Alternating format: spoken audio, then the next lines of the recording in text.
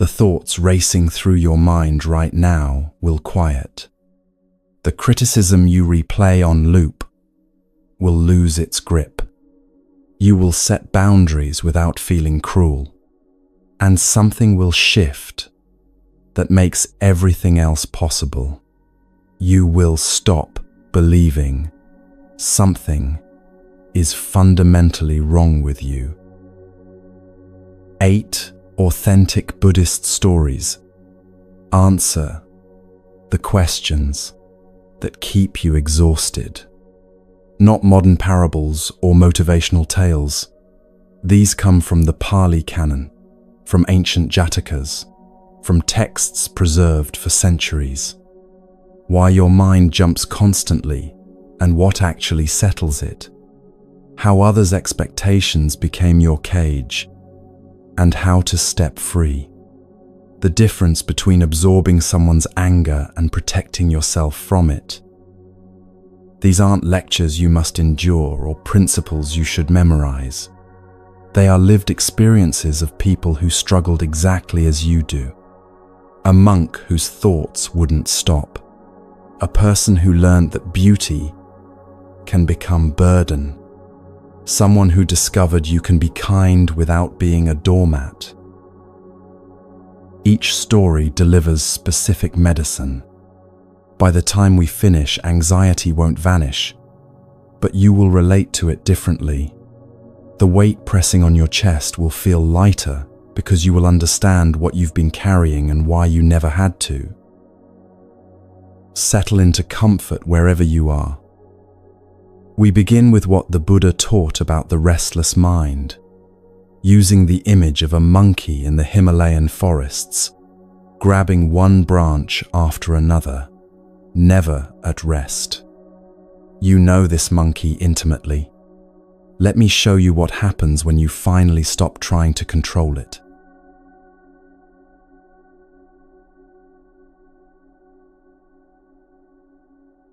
The Buddha was teaching a group of monks who could not sit still. Not their bodies. Their bodies were perfectly quiet, but their minds were in constant motion, jumping from one thought to the next without pause. They would sit down to meditate, close their eyes, and immediately the thoughts would start. What needs doing later? What happened earlier? What might happen tomorrow? They tried to focus on their breath, and within seconds, they were planning dinner. They attempted to watch their thoughts pass, and instead got caught in stories about the thoughts is less than Hasson. 0 is greater than is greater than. They felt like failures. Meditation was supposed to be simple. Just sit and be present. But their minds refused to cooperate. The more they tried to force stillness, the more chaotic it became. You know this experience. You lie in bed trying to sleep, telling yourself to stop thinking, and that command itself becomes another thought to follow. You're at work trying to concentrate on a task, and your attention splinters into 12 directions. You sit down intending to relax, and within moments, you're reviewing everything you should have said in yesterday's conversation. The exhausting part isn't the thoughts themselves. It's the endless effort to control them. The Buddha understood this completely. He had spent years in the Himalayan wilderness, sitting in forests so remote that human sounds disappeared entirely. He knew what it meant to watch the mind in silence, to see its patterns without distraction. And he knew what these monks were experiencing because he had experienced it himself. So he gave them an image. Picture the mountain forests, he said. Dense trees reaching towards sky, branches layered so thick that sunlight barely penetrates. In these forests lives a creature driven by pure, restless energy. It grabs one branch, swings, releases before it even settles, reaches for another, lets go, reaches again, branch after branch after branch, never landing, never at peace. It's not moving toward anything. It's not running from danger. It just moves, because movement is its nature. The monks saw themselves immediately in this image. One thought grabbed, then released for the next, then the next. I need to finish that task. Becomes, but what about this other thing?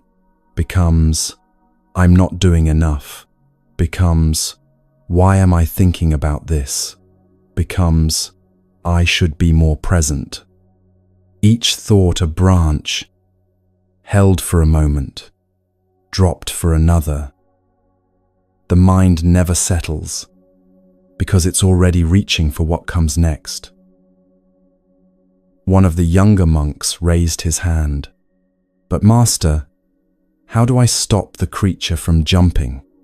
How do I make it stay on one branch? The Buddha smiled.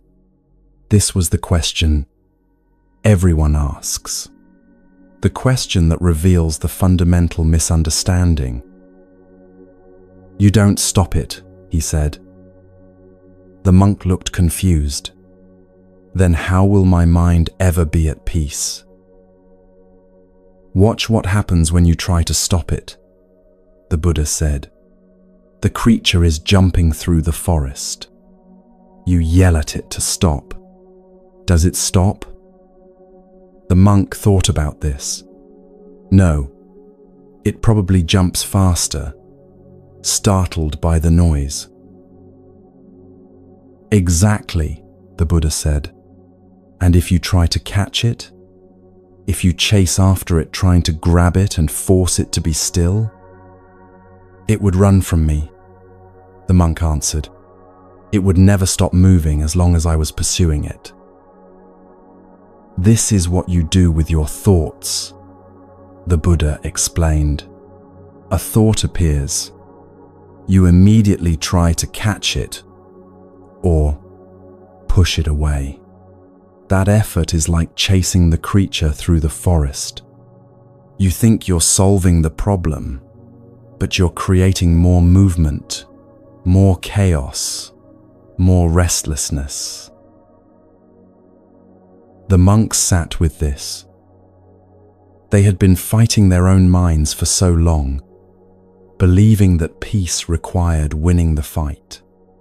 But the Buddha was suggesting something completely different. So what do we do? Another monk asked. Watch it, the Buddha said simply. Just watch.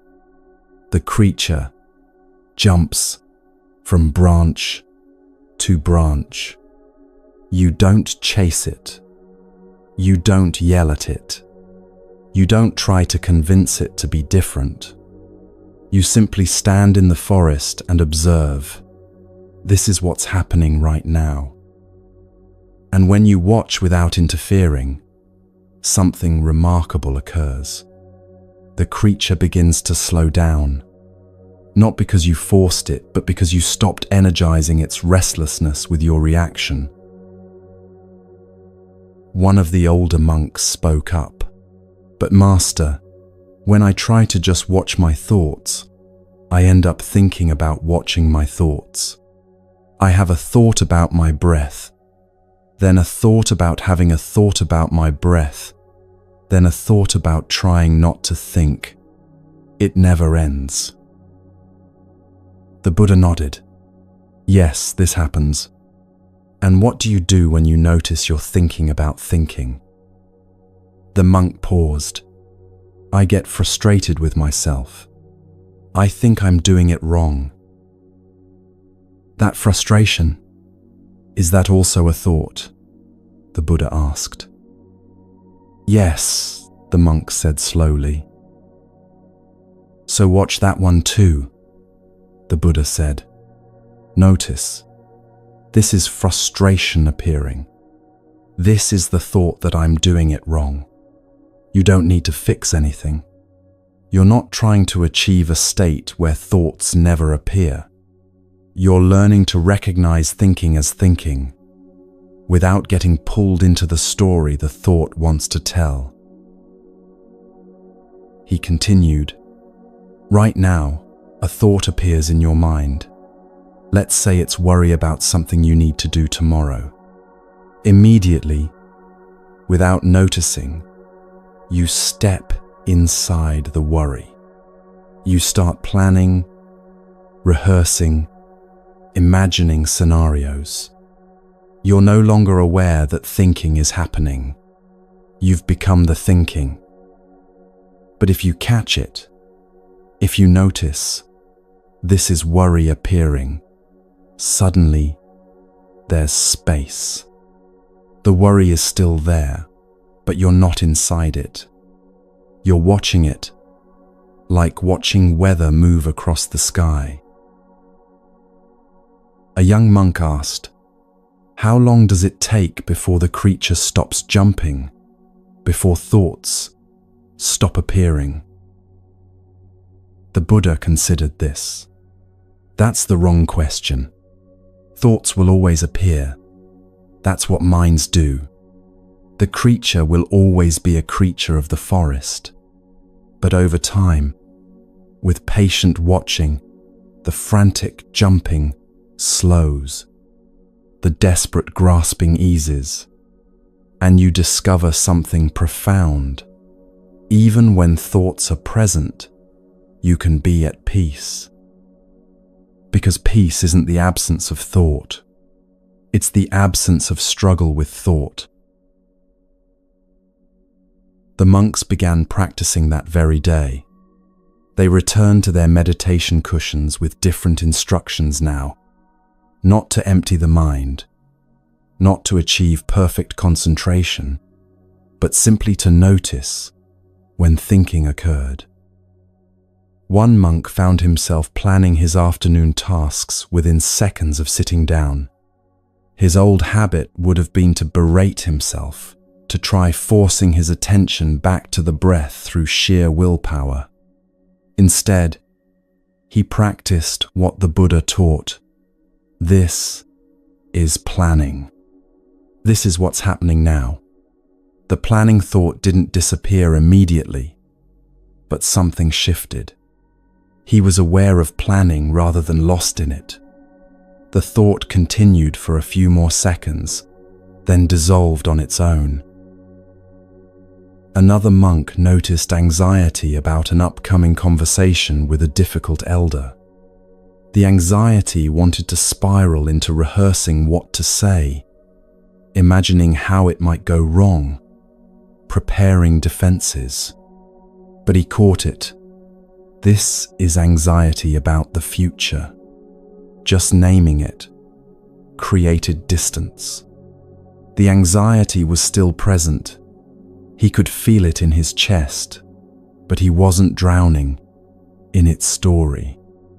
He was standing on the shore watching it, rather than being swept away by the current.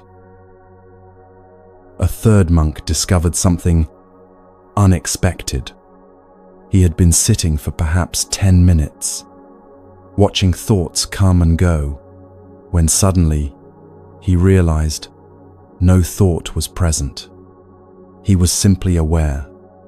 The gap lasted maybe 3 seconds before a thought appeared. Oh, there's no thought right now. And the gap closed.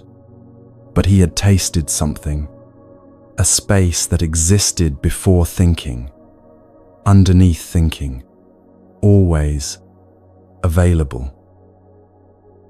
Over the following weeks, the Buddha continued teaching them the subtleties of this practice. Most of you think watching means commenting on thoughts, he said one morning. A thought appears, and immediately you narrate it. I'm thinking about food. That's a thought about food. I shouldn't be thinking about food. This isn't watching. This is adding more thinking on top of thinking. He gestured toward the forest around them. When you see a bird fly past, do you narrate it? Do you say, that's a bird? I'm seeing a bird? Birds are flying? No. You simply see it. Watching thoughts is the same. The thought appears.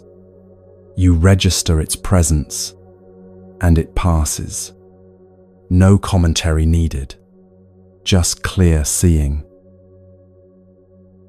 The monks practiced this more refined attention.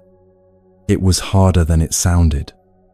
The mind wanted to explain itself, to narrate its own experience, to make sense of what was happening. But gradually, they learned the difference between awareness and thinking about awareness. They also learned that some thoughts had more energy than others. A passing thought about needing water was easy to notice and release. But a thought laden with shame or fear or desire would hook them more deeply. These thoughts didn't want to be just watched. They wanted attention, engagement, resolution. What do we do with the strong ones? A monk asked. The thoughts that won't leave even when I notice them? The Buddha's answer was gentle. Watch them longer. These thoughts have more energy because you've fed them more in the past. They've been watered regularly by your attention, so they have deeper roots. But the watching is the same. You don't need to pull them out by force. Just keep seeing them clearly, without following their story, and eventually, even the strong ones lose their grip. This teaching spread beyond the monks. Lay people who came to hear the Buddha speak learned the practice and brought it into their daily lives.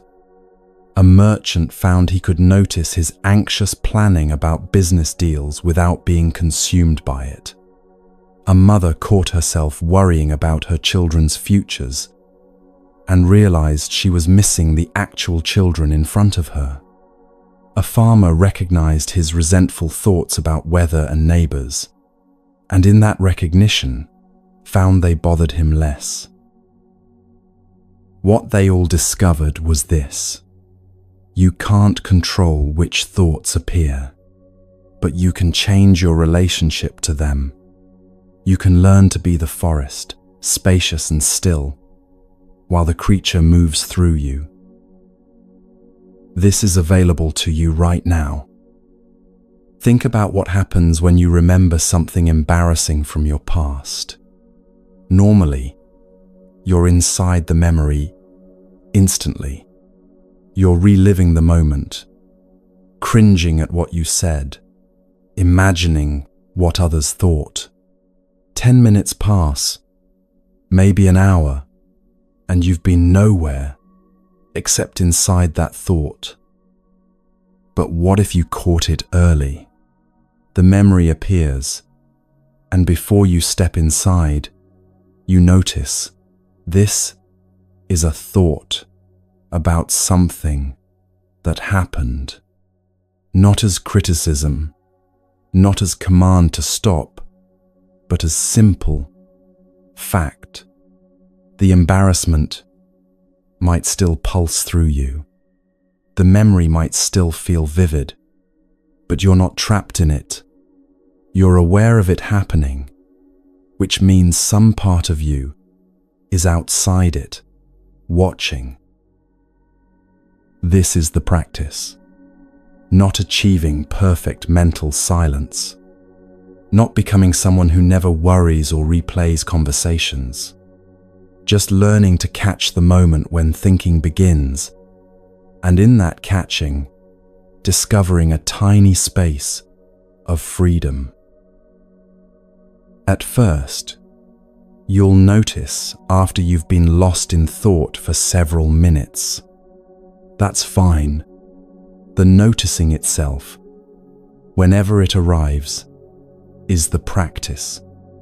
You were lost. Now you're found. That moment of return is what matters.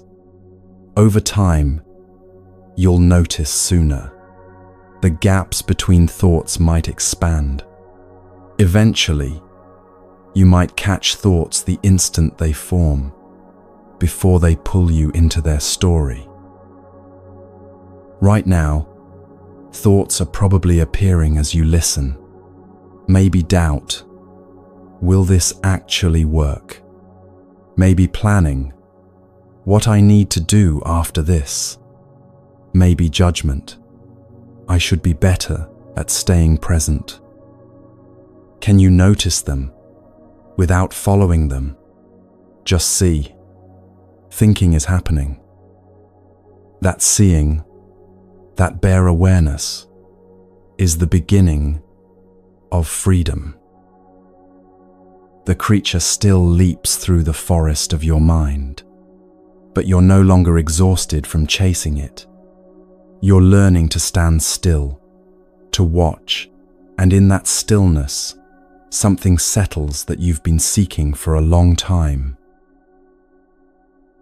But understanding your own mind doesn't free you from another exhausting pattern, the constant weight of other people's expectations, the cage built from their admiration. There's a story about someone whose very beauty became a prison, and what they learned about freedom when the whole world wanted to possess them.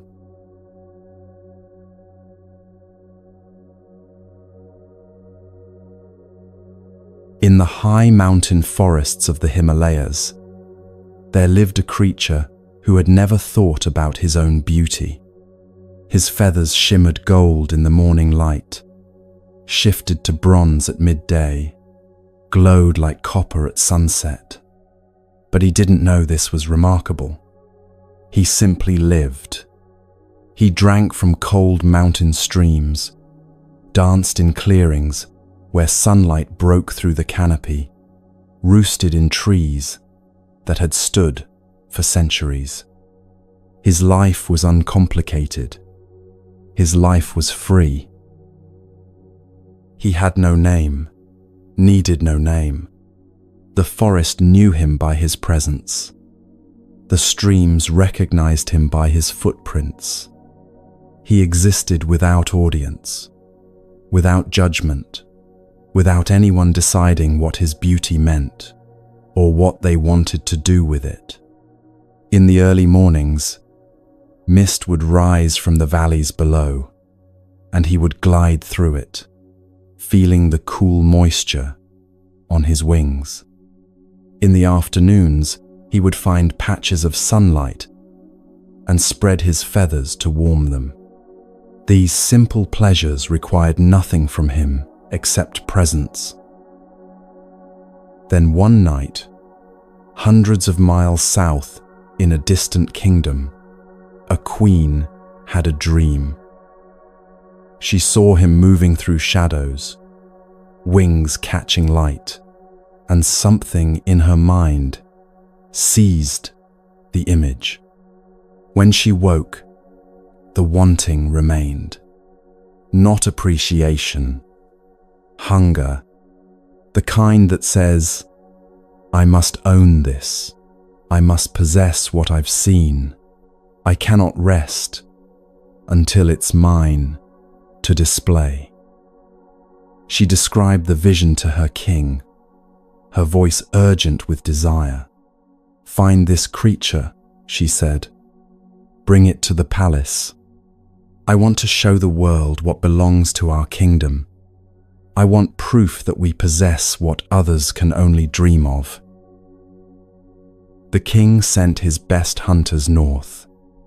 They traveled for weeks, asking villagers and hermits about a bird with golden feathers. Eventually, they found the right mountain range, the right forest, They saw tracks near streams. They found clearings where grass had been pressed into patterns by dancing feet. They knew he was close. They set their first trap near the stream where he drank each morning, a net concealed in the branches above the water, designed to drop when he landed.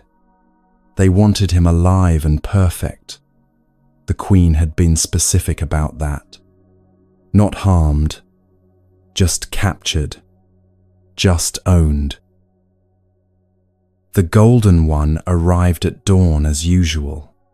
He descended through the trees toward the water, and something felt wrong, a smell that didn't belong, a stillness in the air that made his feathers prickle.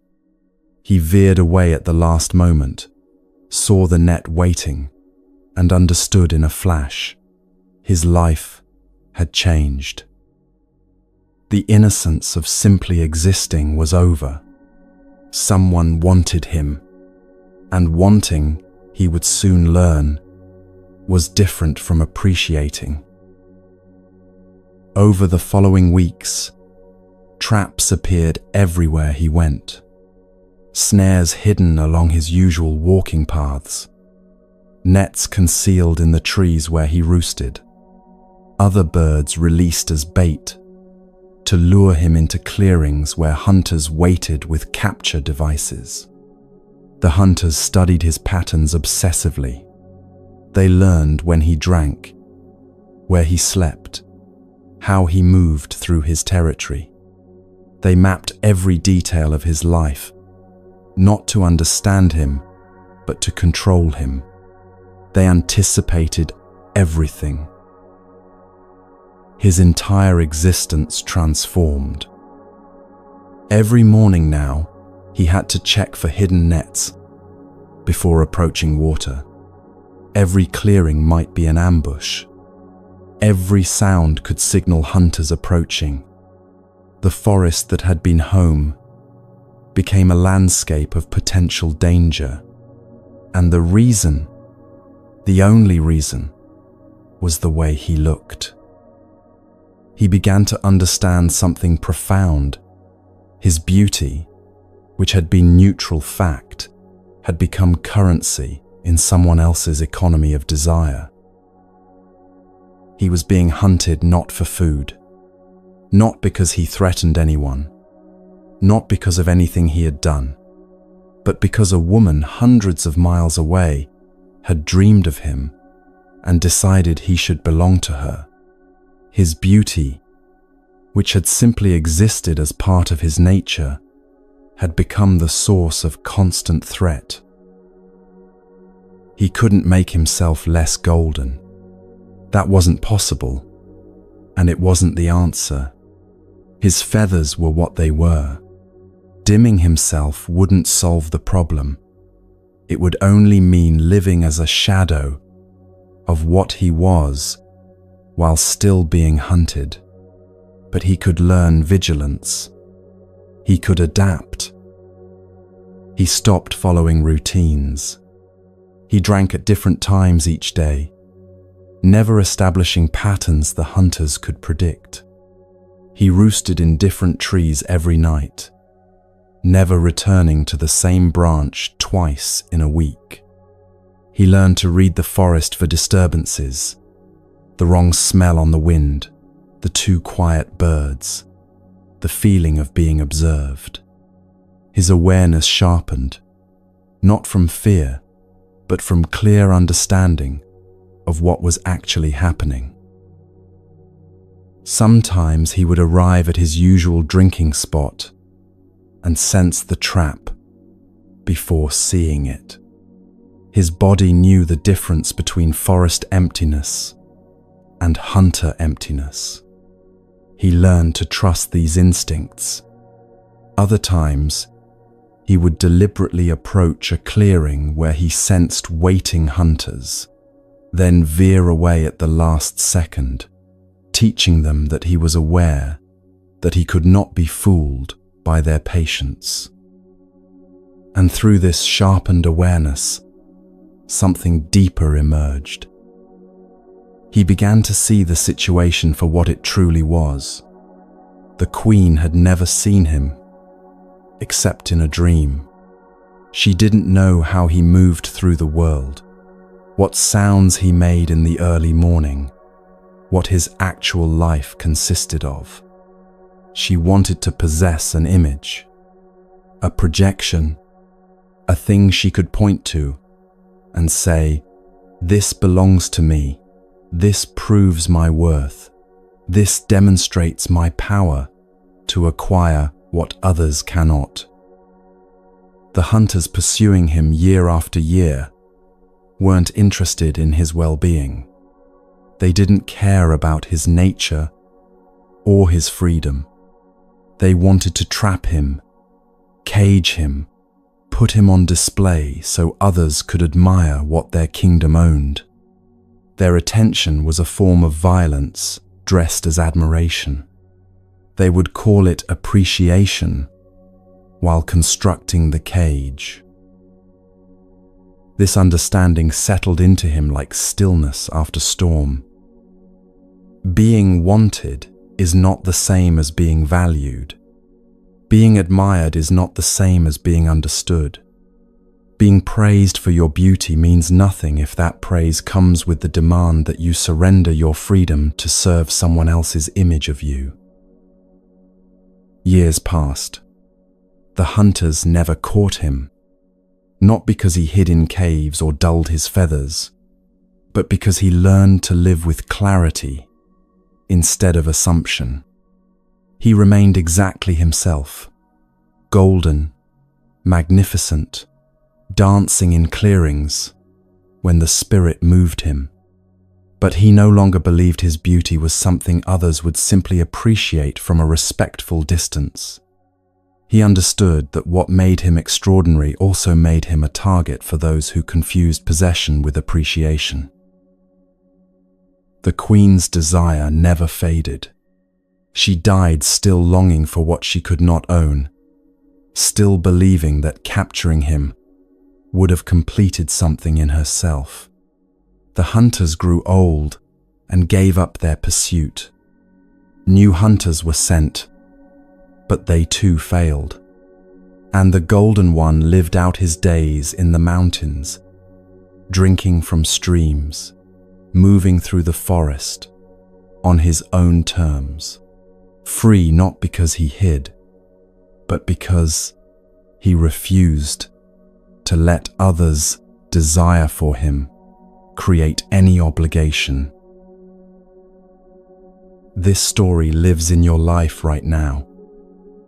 You know what it feels like to be praised for something, then trapped by that praise. Someone notices you're reliable, and suddenly you're carrying everyone's work.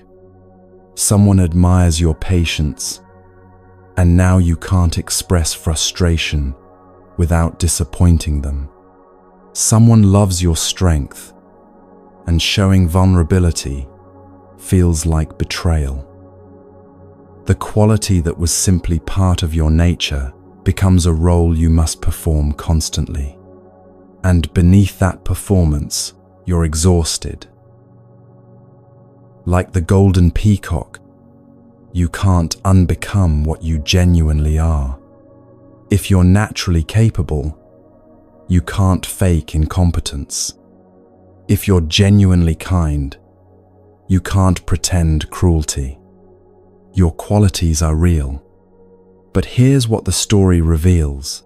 Those qualities exist for your own life, not for others' convenience. The peacock's beauty didn't exist to fulfill a queen's dream.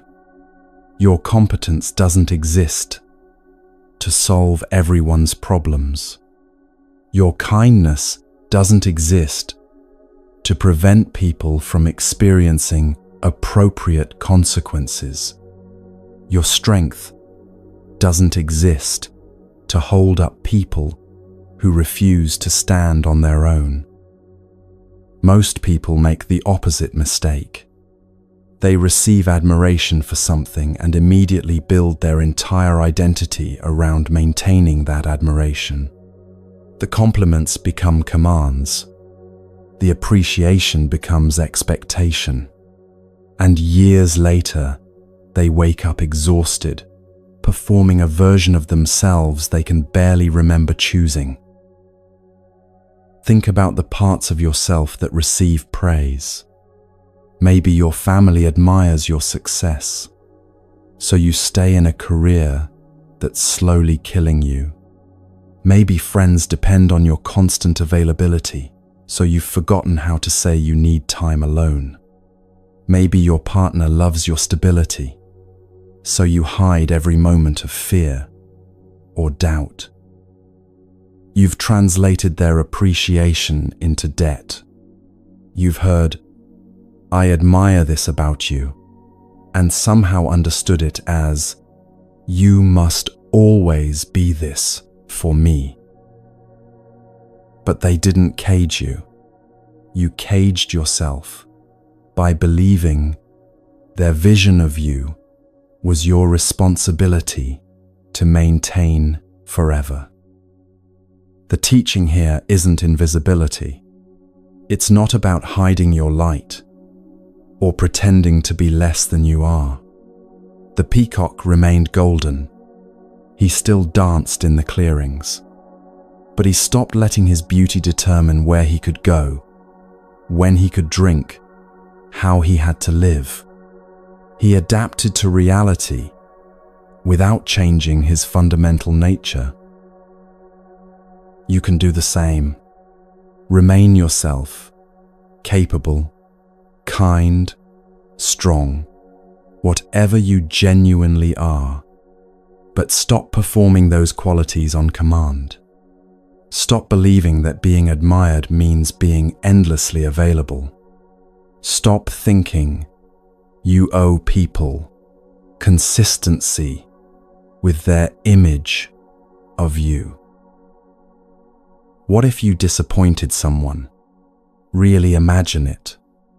Your boss discovers you won't take on extra work anymore. Your parent realizes you've chosen a different path than they planned.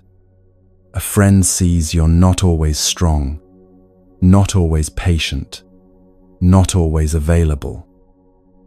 The worst that happens, they adjust their image of you. They see you more accurately. And if they can't accept that, if they need the false version to feel secure, then what you had wasn't real connection anyway. The people who truly value you will adapt when you show them more of your truth. The ones who can't adapt were never seeing you in the first place. They were seeing their projection, their needs, their fantasy of who you should be for them. Right now, you might be thinking of specific people whose expectations have become cages. The parent who needs you to validate their choices by repeating them. The partner who loves the version of you that never has needs. The workplace that assumes you'll handle everything because you always have. What would it feel like to step back from those expectations? Not with cruelty, not with drama, but with quiet honesty about who you actually are versus who they've decided you should be. Some will adjust, some won't. But living your life inside their expectations is a cage you'll eventually suffocate in. Just like the palace cage the queen prepared for a creature who belonged to the mountains. The golden peacock lived free until the end of his days, admired by some, hunted by others, but owned by no one. This is what freedom actually looks like. Not hiding who you are, but refusing to let others' reactions to who you are determine how you live. Understanding this lifts one burden But there's another weight many carry daily, the words other people throw at you, the criticism that burrows into your chest and echoes for days. There's a teaching about what happens when someone stands in front of you pouring out rage, and how you can remain completely untouched while still hearing what's true.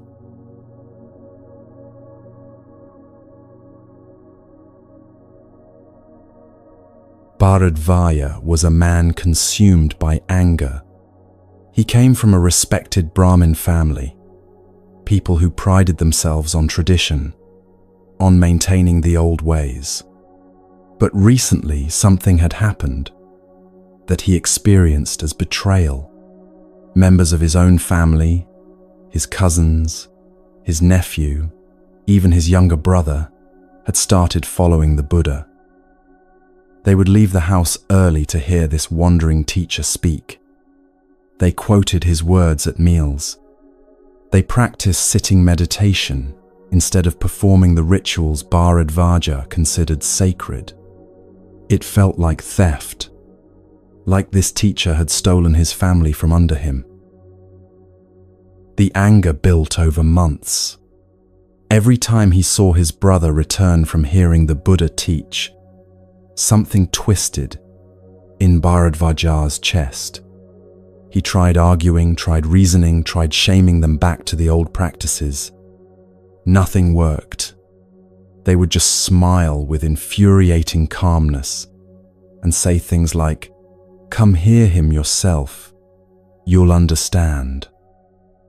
Finally, Bharadvaja decided to confront this teacher directly. Not to listen, not to learn, to unleash everything he'd been holding.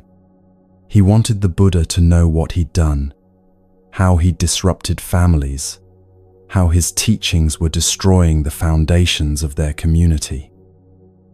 He found the Buddha sitting under a tree on the outskirts of a village. There were a few monks nearby, some lay people listening, but Bharadvaja didn't care about witnesses. He strode up directly, his body tight with accumulated rage, and began. The insults poured out. He attacked the Buddha's character, called him a fraud, a deceiver, a destroyer of families. He questioned the Buddha's teaching, his right to teach, his motives. He used language designed to wound, to provoke, to force some reaction. The words came faster and harsher as he went on. Each sentence, an attempt to pierce whatever calm this teacher claimed to possess. The Buddha didn't interrupt. He didn't defend himself. He didn't show anger or hurt, or even mild irritation. He simply sat, his eyes steady on Bharadvaja, his body completely still. Not the stillness of someone enduring attack, clenching against impact, but the stillness of someone watching weather pass across the sky. This only made Bharadvaja angrier. He wanted a fight. He wanted defense or counterattack, something he could push against, something that would justify the rage burning through him. But the Buddha just listened, his face expressing neither agreement nor offense, just clear attention. Finally, Bharadvaja exhausted himself. The words ran out. The anger was still there, but it had nowhere left to go. He stood there breathing hard, waiting for response, for retaliation, for something. The Buddha let the silence settle. Then he spoke, his voice gentle, almost curious. "Brahmin, when visitors come to your home, do you offer them food?" Bharadvaja blinked. This wasn't what he expected. What? Yes, of course. That's proper hospitality. And if they refuse the food you offer, the Buddha continued, if they say they're not hungry, or they've already eaten, to whom does that food belong? Bharadvaja frowned, confused about where this was going. Well, it belongs to me. It remains mine. The Buddha nodded slowly. In the same way, Brahmin, the abuse you have offered me, the insults, the harsh words, the accusations, I do not accept them. They remain with you. Something cracked open in Bharadvaja's chest. He had come here carrying poison, intending to make the Buddha drink it. He had hurled every painful thing he could think of, expecting them to land, to wound, to force some reaction that would prove this teacher was just another man who could be hurt. But the Buddha had simply not taken it. The poison was still there, but Bharadvaja was the one holding it. The Buddha had never reached out to grab it. For the first time, Bharadvaja saw his own behavior clearly. He saw himself standing there clutching rage, trying to force someone else to carry it. He saw how the Buddha's refusal to accept the insults hadn't been weakness or avoidance. It had been clarity, a simple understanding that other people's words only have the power you give them by accepting them as true. The anger didn't disappear instantly, but something shifted underneath it. Bharadvaja realized he had been carrying this poison for months, feeding it, strengthening it, waiting for the moment he could force someone else to swallow it. And that person had simply declined, had remained himself, untouched, while Bharadvaja stood there coated in his own bitterness. How do you do that? Bharadvaja asked, his voice smaller now. How do you just not take it? The Buddha gestured for him to sit. Bharadvaja, surprisingly, did. When someone speaks to you with anger, the Buddha said, their words are coming from their own pain, their own fear, their own confusion. These words might be about you. They might use your name, refer to your actions, but they're not actually about you. They're about what's happening inside the speaker. He continued, you came here angry about your family following my teaching, but was your anger really about me? Or was it about your fear that you're losing connection with people you love? Your uncertainty about whether the traditions you've built your life on are enough? Your pain at feeling left behind? Bharadvaja felt something sting behind his eyes. This was closer to truth than he wanted to admit. The insults you spoke, the Buddha said gently, they told me more about your suffering than about any flaw in me. And when I understand that, when I see the pain driving the words, I don't need to defend against them. I can simply see them for what they are, your pain trying to find somewhere to go. Bharadvaja sat in silence. The Buddha wasn't asking him to apologize, wasn't demanding he take back what he'd said, was simply offering him this understanding. Words are only gifts if you accept them. Insults are only wounds if you take them in. Over the following days, Bharadvaja returned to hear the Buddha teach. not because he'd been convinced by argument, but because the Buddha's non-reactivity had created space for something new. When someone doesn't fight you, doesn't match your aggression, doesn't defend or justify, you're forced to see yourself more clearly. Your own anger becomes visible because there's no one else's anger to blame it on. Eventually, Bharadvaja asked to become a student, not because the Buddha had defeated him, but because he recognized in that first encounter something he wanted to learn: how to remain yourself when others are throwing poison, how to see clearly when everything around you is chaos, how to not accept what doesn't belong to you. This teaching lives in every moment someone criticizes you. Think about what happens when someone insults you, questions your choices, attacks your character. Maybe it's a comment on social media from a stranger. Maybe it's your parents' disapproval of how you live.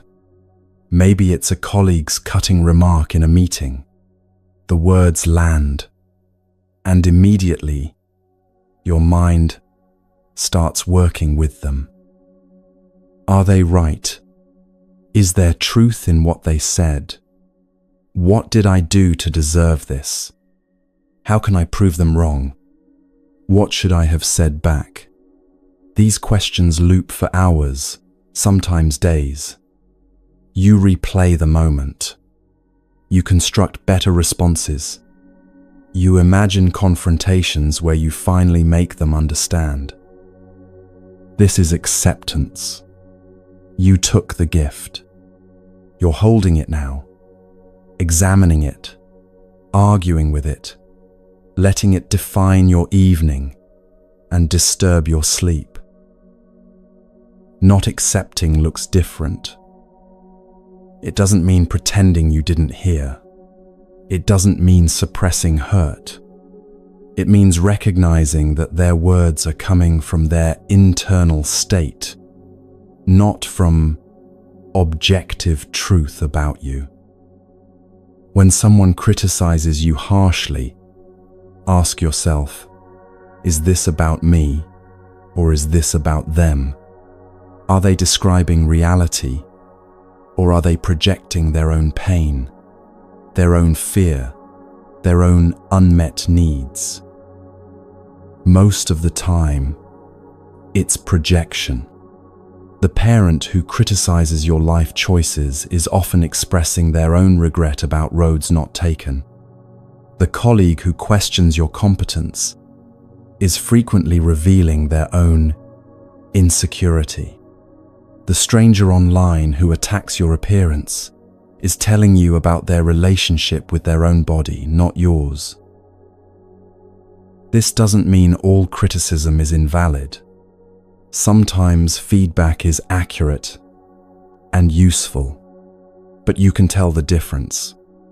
Useful feedback is specific, offered with genuine care, focused on behavior rather than character, and delivered in a way that makes change possible.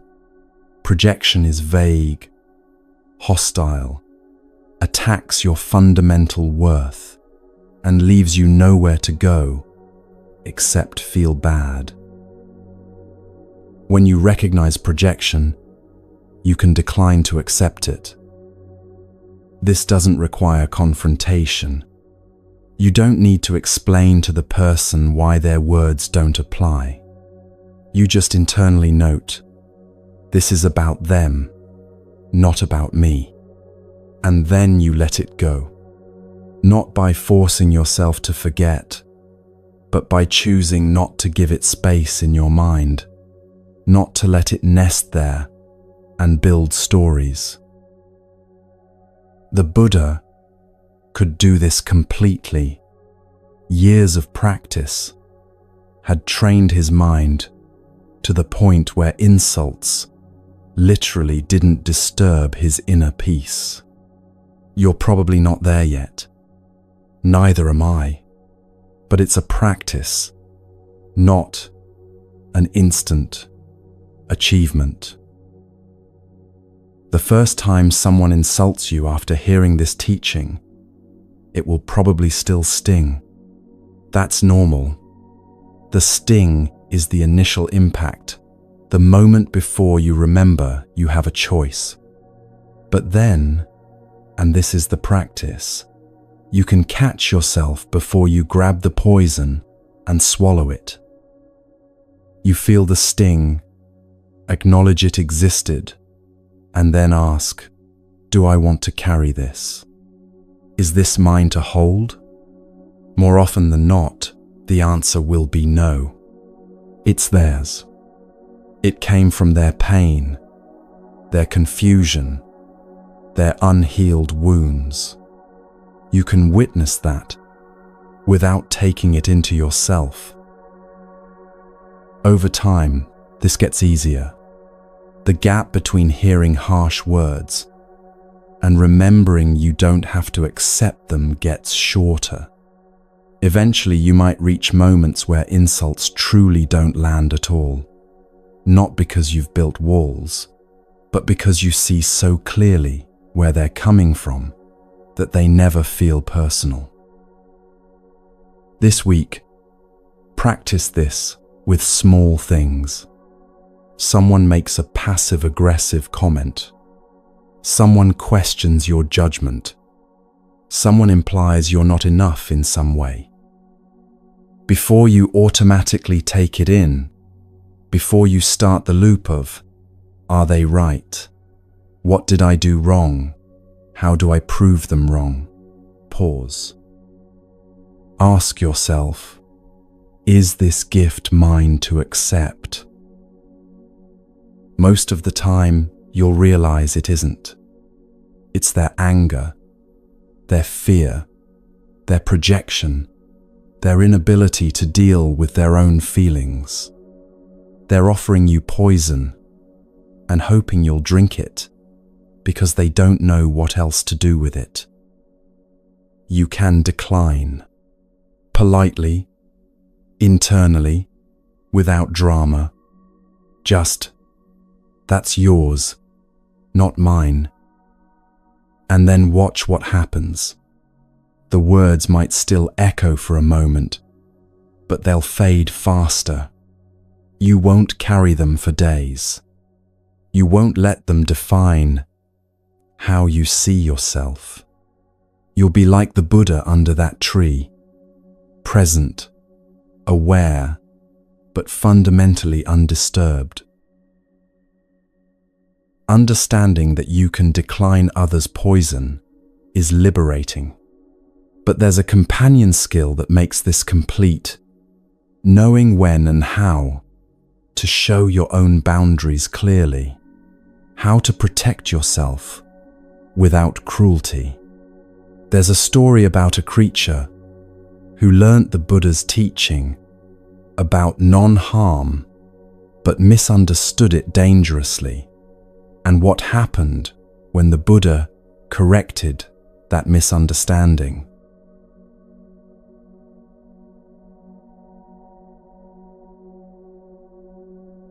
Near a small village at the edge of the forest, there lived a serpent with a terrible reputation. He was large, fast, and aggressive. When anyone passed too close to his territory, farmers walking to their fields, children taking shortcuts through the grass, traders using the nearby path, he would strike. Some people were bitten seriously. A few had died. The entire village lived in fear of this creature. Parents warned their children constantly, stay away from the anthill near the forest edge. The serpent lives there. He will kill you. Farmers took long detours to avoid his territory. The path that had once been the quickest route between villages was abandoned completely. Fear of the serpent shaped how everyone moved through their daily lives. The serpent himself didn't think much about this. He was simply defending his space. When something approached that felt threatening, he attacked. When something moved too quickly near his home, he struck. This was his nature, his instinct, the way he had always lived. Then one day, the Buddha was traveling through the area. Villagers rushed to warn him. "Don't go near the forest edge," they said urgently. "There's a deadly serpent there. He's killed people. Please, take the long route around." The Buddha thanked them for their concern, but continued walking toward the serpent's territory. The villagers watched from a distance, certain they were about to witness another death. When the Buddha approached the anthill, the serpent sensed the intrusion immediately. He emerged from his den, body coiled and ready, hood spread in warning. This was the posture that usually sent people running. But the Buddha didn't run. He stood calmly, his eyes meeting the serpent's without fear or aggression. The serpent moved closer, ready to strike. But something in the Buddha's presence stopped him. There was no threat in this person, no aggression to match, no fear to feed on, just steady, clear awareness. The Buddha spoke gently. "You've caused a great deal of suffering. Do you know how many people live in fear because of your violence? How many have been harmed? How many families have lost someone they loved?" The serpent had never thought about it this way. He had only thought about territory, about threat, about the instinct to defend. But now, seeing himself through the Buddha's words, something shifted. The Buddha continued, "Anger and violence create chains of suffering that spread far beyond the initial act. When you bite someone, you don't just harm them. You harm their family, their community, yourself. You create fear that poisons the whole area. Is this how you want to live?" The serpent felt something he had never felt before, remorse. Not shame exactly, but a clear seeing of the impact his actions had created. The Buddha wasn't punishing him, wasn't threatening him, was simply showing him reality. "What should I do?" the serpent asked. "Stop harming living beings," the Buddha said simply. "Abandon anger. When someone approaches, let them pass. You don't need to attack everything that comes near."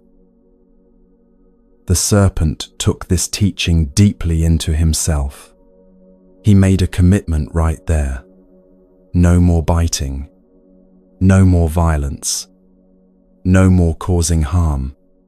He would practice non-violence completely. The Buddha left, and the serpent returned to his den changed. At first, the villagers didn't notice the difference. They still avoided the area, still warned their children, still took the long route. But gradually, word began to spread. Someone had walked past the anthill, and nothing happened. A child had wandered too close, and the serpent hadn't emerged. Farmers started using the old path again, cautiously at first. And then someone noticed something else. The serpent wasn't just peaceful. He was completely passive. He would lie in the sun near his den, and people could walk right past him. He didn't move, didn't react, didn't show any sign of self-protection. This is when things changed in a different way. A group of village boys noticed the serpent's new behavior. They saw he wasn't dangerous anymore. And being young, being bored, being the kind of thoughtless that young humans sometimes are, they decided to test it. They threw stones at him. The serpent didn't retaliate. They hit him with sticks. He didn't fight back. They grabbed him by the tail and flung him against rocks. He endured it in silence. The Buddha had said not to harm, not to bite, not to use violence. So the serpent interpreted this as, accept whatever comes. Never defend yourself. Endure all abuse without resistance. He believed this was what non-violence meant. The abuse continued over weeks and months. Not every day, but regularly enough. Different groups of boys would hear about the serpent that didn't fight back, and they would come to test it, to prove their bravery by tormenting a once dangerous creature. Adults who had feared him now felt emboldened to kick him out of their way when he was crossing a path. The serpent's body showed the damage. Scales were broken and scarred. He moved more slowly. He became thin because he was afraid to hunt, afraid that any movement might be interpreted as aggression. He was practicing what he thought the Buddha had taught: complete non-violence, total non-resistance. Months later, the Buddha returned to the area. He went to the anthill to see how the serpent was doing. What he found shocked him. The serpent was lying near his den, battered and weak. His body was covered in wounds. He looked like he might not survive much longer. When he saw the Buddha approaching, he tried to raise his head in greeting, but barely had the strength. "What happened to you?" the Buddha asked gently. The serpent explained everything: how he had stopped biting as instructed, how the villagers had noticed, how the abuse had started, how he had endured it all because he understood that harming others was wrong. "I did what you taught me," the serpent said weakly. "I haven't bitten anyone. I haven't caused harm. But this is what happened." The Buddha's response was immediate and clear. "I told you not to bite," he said. "I did not tell you not to hiss." The serpent looked confused. The Buddha knelt down closer. Non-violence doesn't mean accepting all violence against you. It means not harming others out of anger or cruelty. But you still need to protect yourself. You still need boundaries. You still need to show others that you cannot be abused. He continued, "When those boys approached you with stones, what would have happened if you had raised your hood, hissed loudly, showed your fangs? You wouldn't have bitten them, but they would have seen you had limits. They would have understood you were not prey, not a toy to torment. The hissing would have protected both you and them." "But isn't that aggression?" the serpent asked. "No," the Buddha said. "Aggression is attacking to harm. Hissing is communicating a boundary. It says, I will not attack you, but I also will not let you attack me. Come closer with respect, or stay back. That's not violence. That's clarity." The Buddha explained further, "When you bit people before, you were acting from anger You were harming them because they triggered your rage. That creates suffering. But when you hiss, when you show your boundaries without actually harming, you're teaching people how to interact with you safely. You're preventing harm to both of you. The serpent began to understand. So I can defend myself without biting. You must defend yourself without biting, the Buddha said. That's the practice. Not attacking, but also not becoming a victim. Finding the middle way between violence and passivity. From that day forward, the serpent practiced this new understanding. When someone approached carelessly or aggressively, he would raise his hood, show his presence, make it clear he had limits. He never bit, but he never again endured abuse silently. The village boys who came looking for easy prey found instead a creature who commanded respect without violence. They would approach, the serpent would hiss sharply, and they would back away. No one was harmed, but the boundary was clear. Over time, the serpent healed. His body recovered, his strength returned, and he lived the rest of his life embodying what the Buddha had taught, powerful but not violent, clear about his boundaries but not cruel, respected but not feared. This teaching is exactly what you need to understand right now.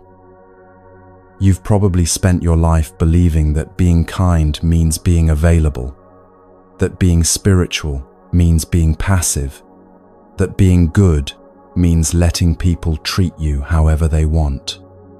The serpent made this exact mistake. He heard "don't harm" and interpreted it as accept all harm. But that's not what non-violence means. Not in Buddhism, not in any wisdom tradition that understands human nature. Think about your own life. Where are you being silent when you should be hissing?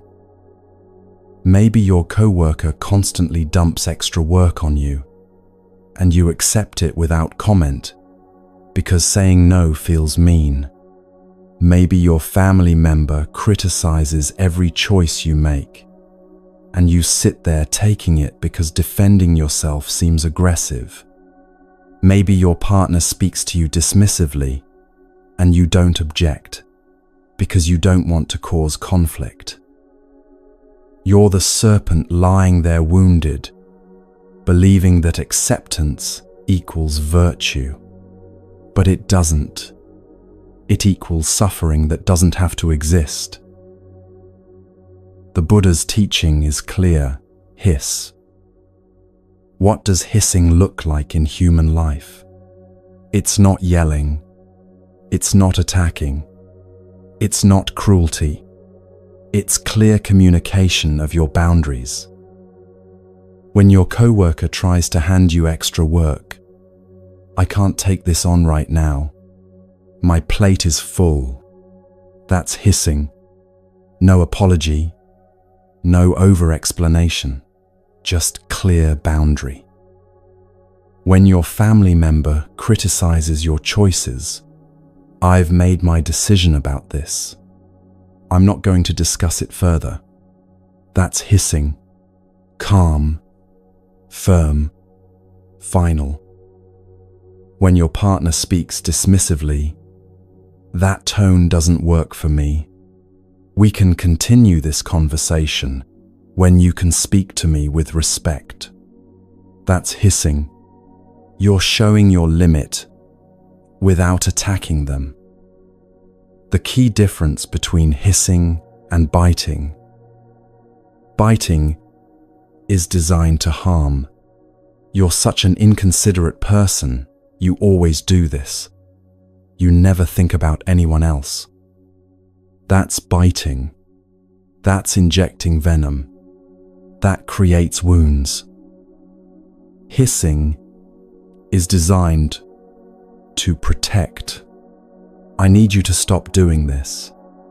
That's hissing. It's clear, it's firm, but it's not cruel. Most people are afraid to hiss because they've confused it with biting. They think any assertion of boundaries is aggression. So they stay silent, endure, accumulate wounds, and eventually either explode into actual biting or collapse into victimhood. The Buddha taught a third option: be the serpent who hisses. Show your presence. Make your limits known. Communicate clearly that you will not accept certain treatment. Do all of this without hatred, without desire to harm, but with absolute clarity about what you will and won't tolerate. Some people will respect your hiss immediately. They'll hear the boundary, adjust their behavior, and your relationship will actually improve because it's now built on honesty instead of your silent resentment. Others will test the boundary. They'll push to see if you really mean it. This is when you hiss louder, clearer, more firmly. Still not biting, still not cruel, but unmistakably serious. And some, a small number, will refuse to respect any boundary you set.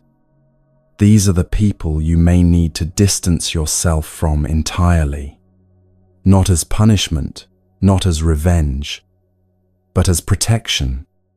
The serpent didn't have to stay near people who threw stones. Neither do you.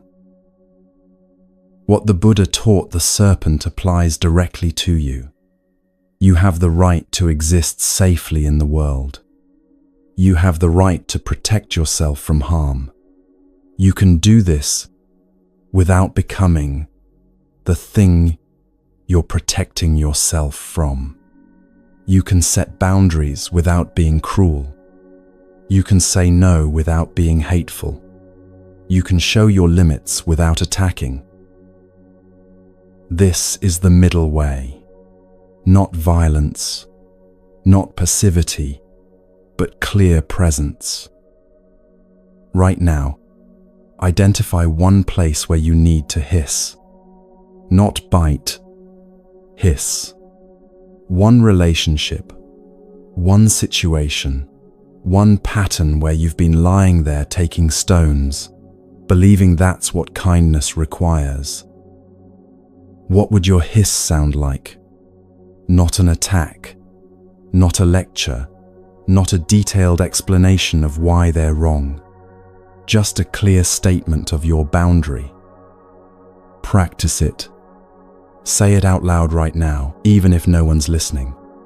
Feel how it sits in your mouth, in your chest. Notice that you can be firm without being cruel.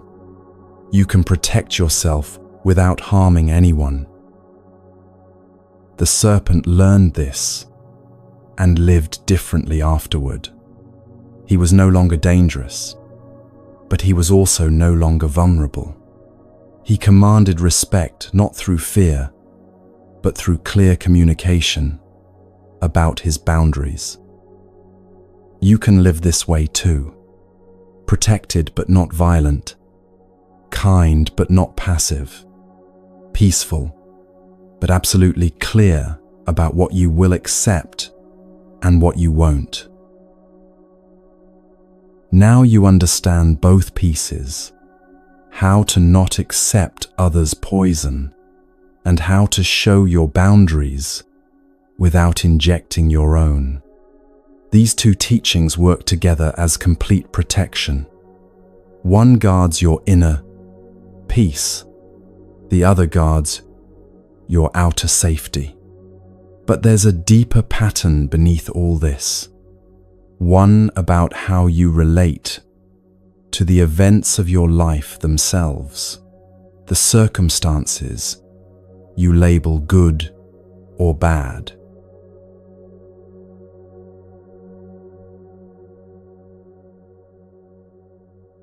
The question people ask most often is, when do I use which one? A family member criticizes your career choice at dinner. Do you stay silent or speak up? A co-worker makes a passive-aggressive comment in a meeting. Do you let it pass or address it? Your partner says something hurtful during an argument. Do you absorb it or set a boundary? The answer is almost always both. These teachings aren't either-or choices. They're layers of protection that work together. One guards your inner world, the other guards your outer space. And in most difficult situations, you need both operating simultaneously. Watch how they work together in real life. Your family member says, "You're wasting your potential. You could have been something important, but look at you now." Inside, the first teaching activates immediately. You recognize this is about their values, their definition of success, their regret about their own choices. It's not objective truth about you. You feel the initial sting, then decline to let it burrow deeper. That's their projection, not my reality. The poison is offered. You don't accept it. Outside, the second teaching determines your response. You speak calmly but clearly. "I'm not going to discuss my career choices with you anymore. If you can't respect my decisions, we'll talk about other things." You've set a boundary without injecting venom. You've hissed, not bitten. Both together. You're protected internally from their words becoming your self-doubt, and you're protected externally from this becoming a pattern that repeats every family gathering. The conversation moves on or ends, and you remain centered. A co-worker makes a passive-aggressive comment in a meeting. Something like, "Well, if everyone did their part on time like they're supposed to, we wouldn't have these issues." Everyone knows it's directed at you. Inside, first teaching, you don't absorb it as truth.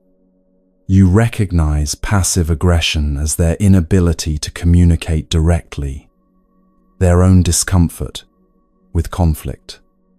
You don't spend the afternoon spiraling into, "Am I unreliable? Am I the problem? Do they all hate me?" Outside, second teaching. After the meeting, you speak to them directly. "If you have concerns about my work, please talk to me privately rather than making comments in meetings. I'm happy to discuss any actual issues." Clear boundary, no venom. Both shields. The comment doesn't wound you, and the pattern doesn't continue. Your partner says something during an argument that crosses a line, something deliberately hurtful about your appearance, your intelligence, your past. Inside, you recognize this is them lashing out from their own pain, saying something they know will hurt because they're hurt. It's not truth. It's a weapon they grabbed in desperation. You don't let it redefine how you see yourself. Outside, you stop the conversation immediately. "We're done talking right now. When you attack me personally, I'm not going to engage. We can continue when you can disagree without being cruel. You leave the room if needed.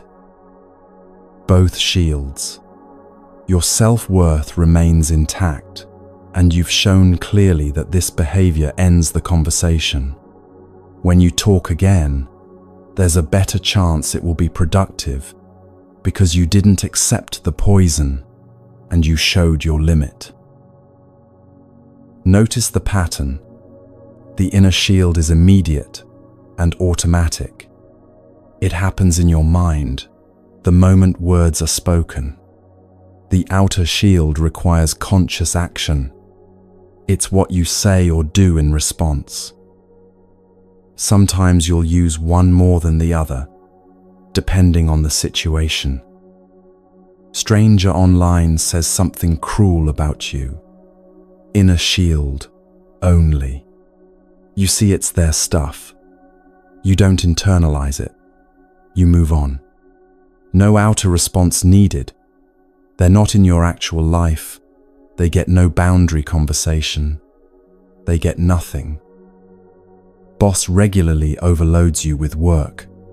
Outer shield primarily. You might not care much what they think of you personally, so their words don't wound. But you absolutely need to set limits about the workload. I can take on A or B, but not both. Which is the priority? Close friend makes a hurtful comment. Both shields fully engaged. You care about this relationship, so you protect it with both internal non-acceptance of their bad moment, defining your whole friendship, and external clear communication that this isn't okay.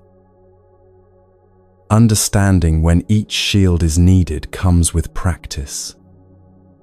The general principle: use the inner shield always.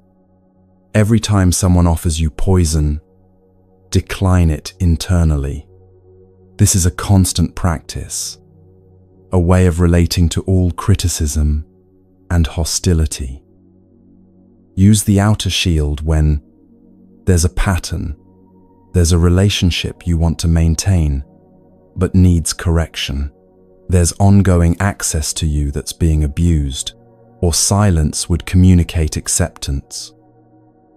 Don't use the outer shield when it's a one-time interaction with no future relationship.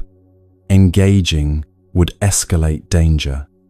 Your energy is better spent elsewhere, or the person is completely unable to hear boundaries. Sometimes the best boundary is walking away entirely. Some people will test whether your shields are real. They'll insult you to see if you internalize it. When you don't react with self-doubt or defense, they might escalate, trying to find the words that will finally pierce you. This is when your inner shield gets stronger.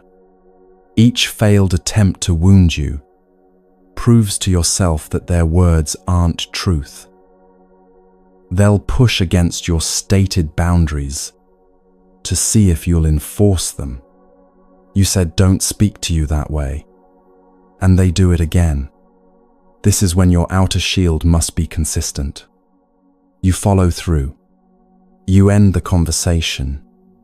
You leave. You reduce contact. Your boundary must mean something, or it becomes just noise. The hardest moments are when you need both shields against someone you love. Your parent who can't stop criticizing. Your partner who's going through something difficult and taking it out on you. Your friend who's become increasingly toxic but you share history. This is when you remember, protecting yourself isn't betraying them. Not accepting their poison isn't abandoning them in their pain. Setting boundaries isn't being cruel. It's refusing to let love become an excuse for harm. You can say, "I love you, and I won't accept this treatment." Both things are true. I'm here for you, but not as your target. Sometimes your shields will save relationships rather than end them. When you stop internalizing their worst moments and stop tolerating their worst behaviors, you create space for them to see themselves more clearly. Like Bharadvaja seeing his own rage reflected in the Buddha's calm, people often need your non-reactivity and clear boundaries to recognize what they're actually doing. Other times, your shields will reveal that the relationship can't continue healthily. If someone requires you to accept their poison and tolerate their abuse to maintain connection, that's not relationship. It's hostage situation. Your shields give you the clarity to see this. Right now, think about where you need to strengthen your protection. Are you good at not internalizing, but terrible at setting boundaries? You float through insults unscathed, but you're exhausted by constant exposure to them. Practice your outer shield. Start small. Start with low-stakes situations, but start speaking your limits. Are you good at boundaries, but you internalize everything first? You can say, "Don't do that," but then you suffer internally, wondering if you're too sensitive, too difficult, too much. Practice declining the poison before it touches your sense of self. Most people need to develop one shield more than the other. Identify which one is weaker for you, and that's where you focus your practice this week. The Buddha taught both these skills because together they create freedom. Freedom from being wounded by others' words. Freedom from being trapped by others' behaviors. Freedom to remain yourself, peaceful but protected, kind but clear, open but not defenseless. You've learned now how to handle difficult people, toxic words, and boundary violations. But life doesn't just bring difficult people. It brings difficult circumstances. Loss, failure, unexpected change, events you can't control and didn't choose. There's a teaching about someone who faced complete reversal of fortune and what he learned about meeting these moments without adding suffering to what's already difficult.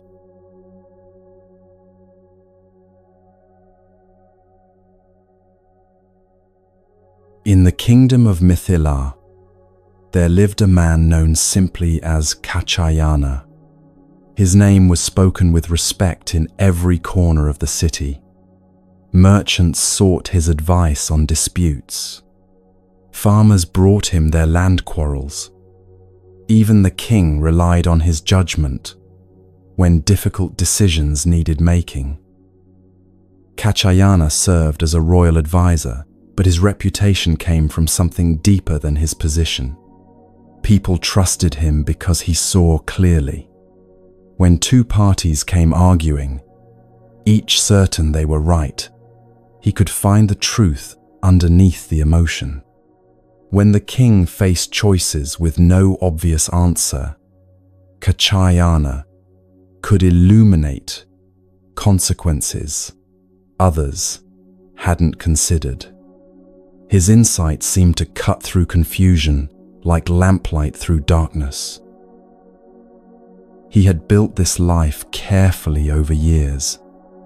Started as a junior clerk in the palace, observing how power worked, how decisions got made, earned trust through consistency, advanced because people noticed his judgment was sound, his integrity unshakable. By the time he became a royal advisor, he had a house with a garden where he grew herbs, enough income to support his family comfortably, and the genuine respect of the community. His wife would tease him sometimes about bringing work home.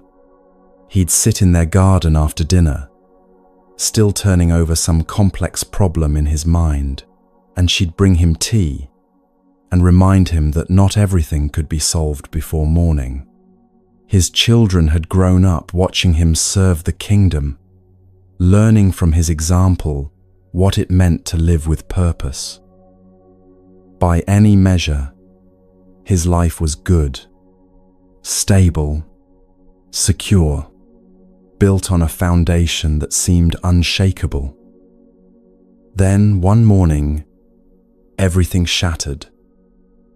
Palace guards arrived at his door before dawn. They pushed past his startled wife, grabbed him roughly, bound his hands behind his back. "You're under arrest for theft from the royal treasury," the captain announced. Kachayana's mind spun trying to make sense of words that made no sense. What? There must be some mistake. I've never even entered the treasury. But they weren't listening. They dragged him through the streets as neighbors watched in shock as his wife stood in the doorway with tears streaming down her face.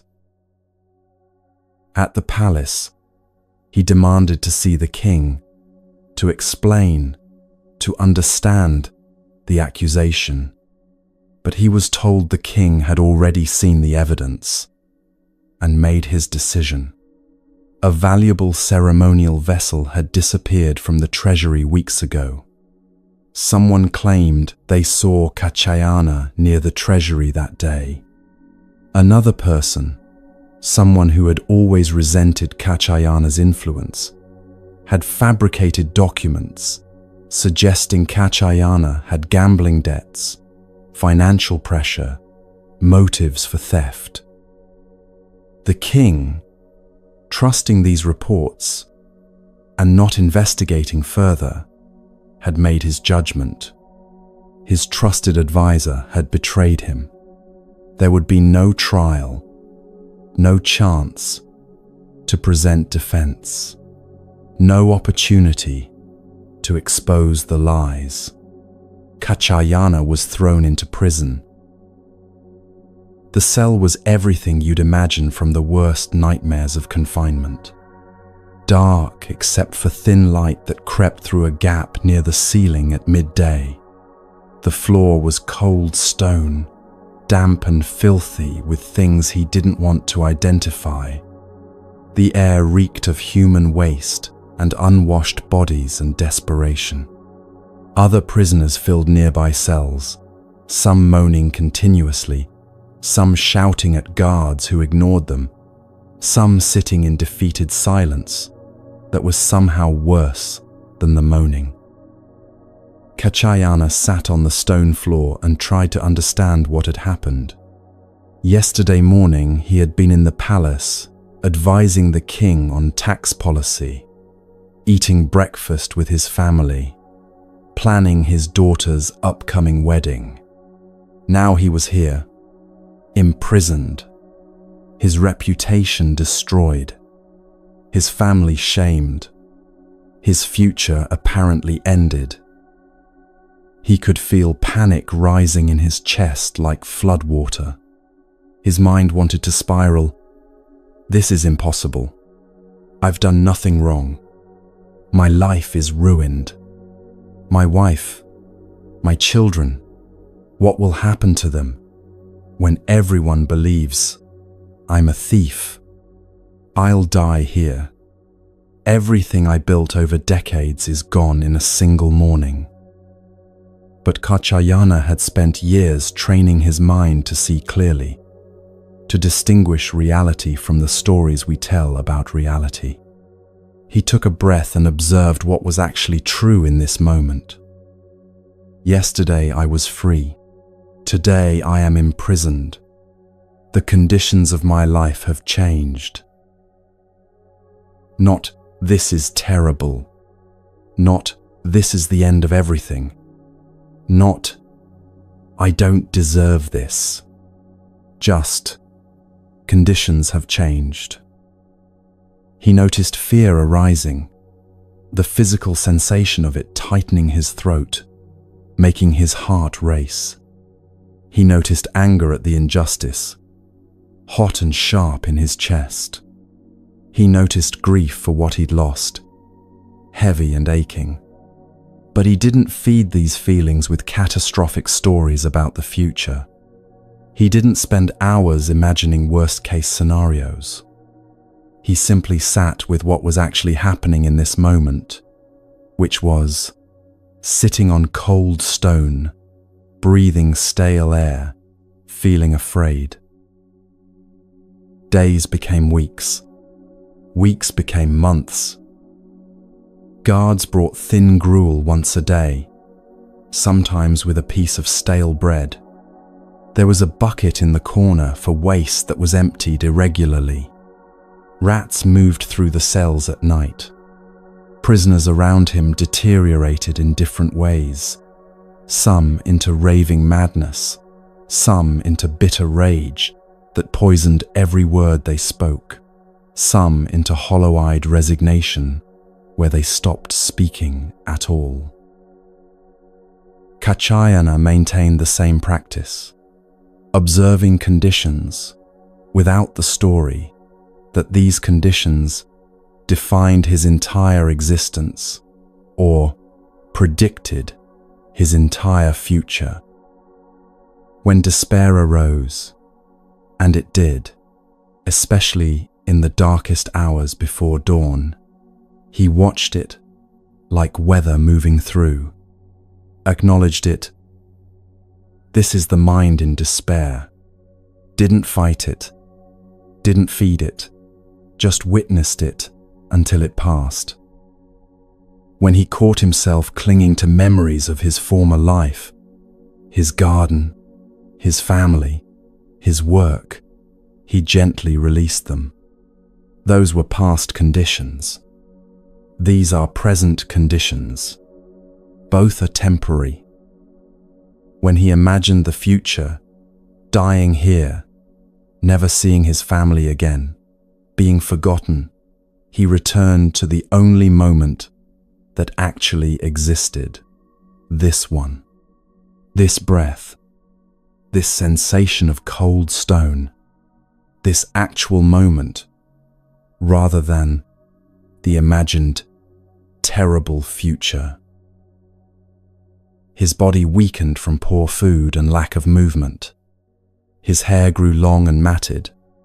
His clothes became rags. His skin grew pale from months without sunlight. But his mind remained clear, not untouched by difficulty, not pretending this wasn't hard, but not drowning in stories about how terrible it all was, or how unfair, or how permanent. Meanwhile, outside the prison walls, the kingdom began experiencing problems. Disputes that Kachayana used to settle skillfully now escalated. Two farmers arguing over water rights couldn't find resolution, and the conflict spread until one farmer's son killed the other farmer in rage. A merchant disagreement that Kachayana would have resolved fairly in an afternoon led to a trade boycott that lasted months and hurt the city's economy.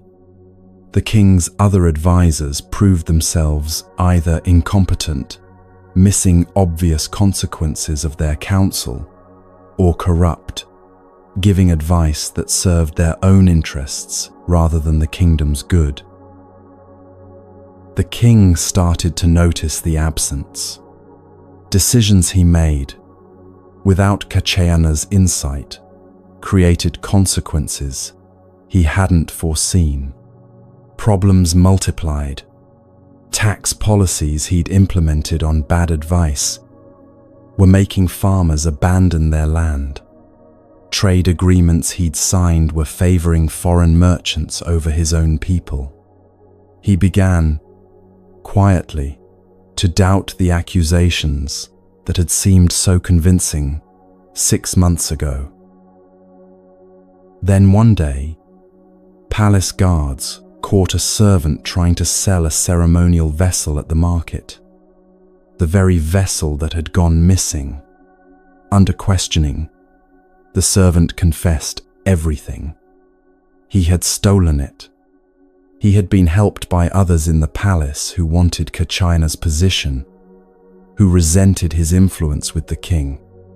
They had fabricated the evidence, bribed the witnesses, constructed the entire frame carefully. The truth emerged completely. Kachayana had been innocent all along. The king felt something collapse in his chest. He had imprisoned an innocent man, his most trusted advisor, a man who had served him faithfully for years.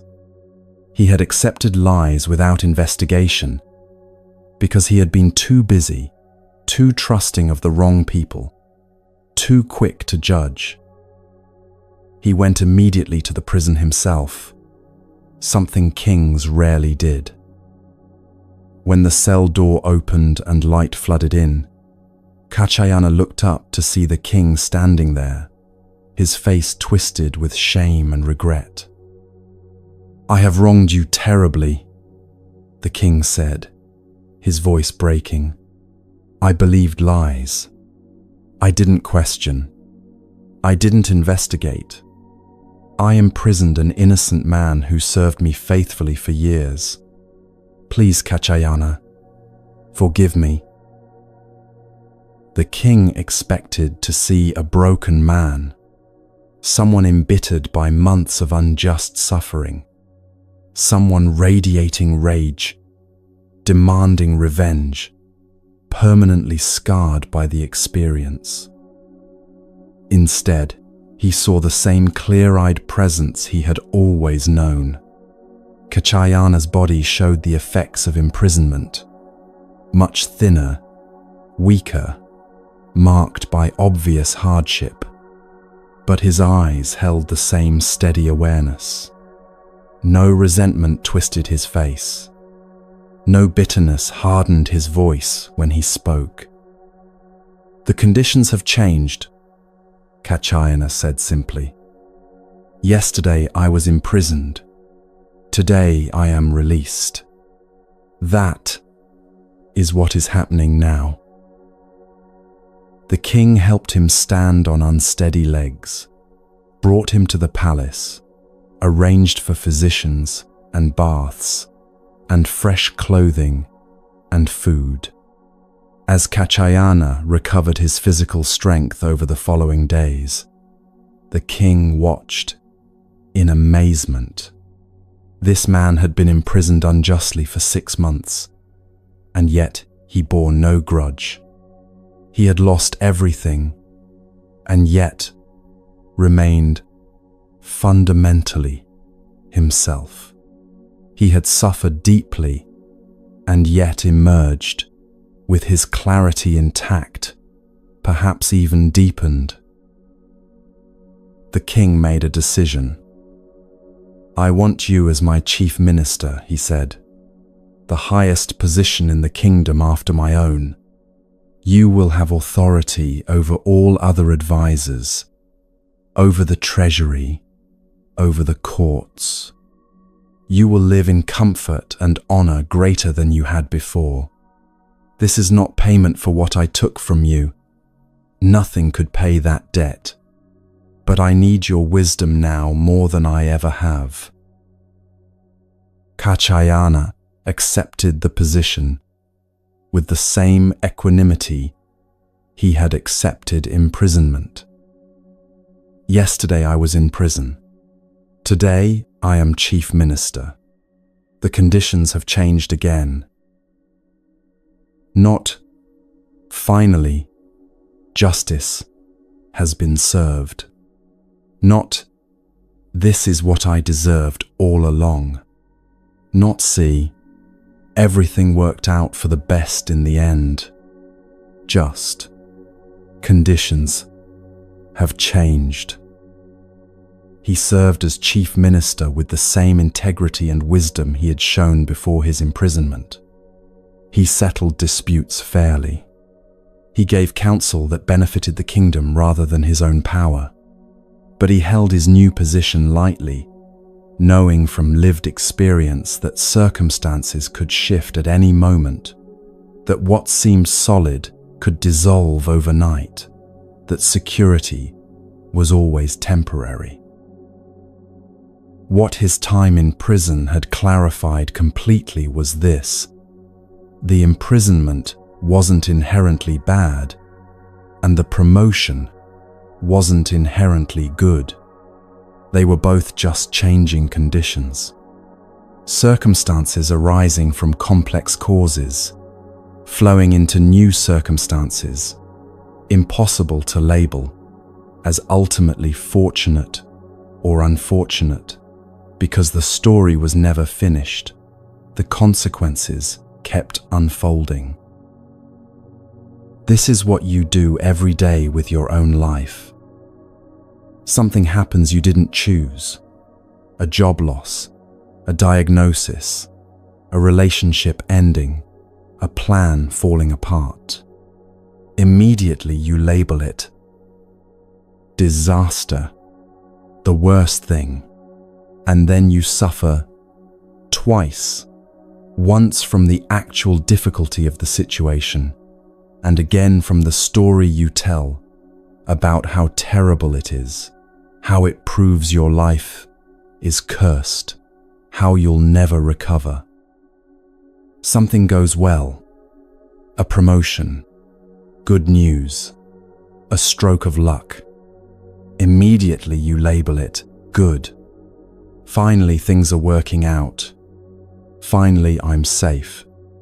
And then you suffer from clinging, from terror that this good thing will end, from building your whole sense of security on conditions that will definitely change. Kachayana's teaching is available right now. What if you met what comes without the labels? Not with indifference, not pretending difficulty isn't difficult, but without the story that this circumstance defines whether your life is fundamentally blessed or cursed. Traffic makes you late.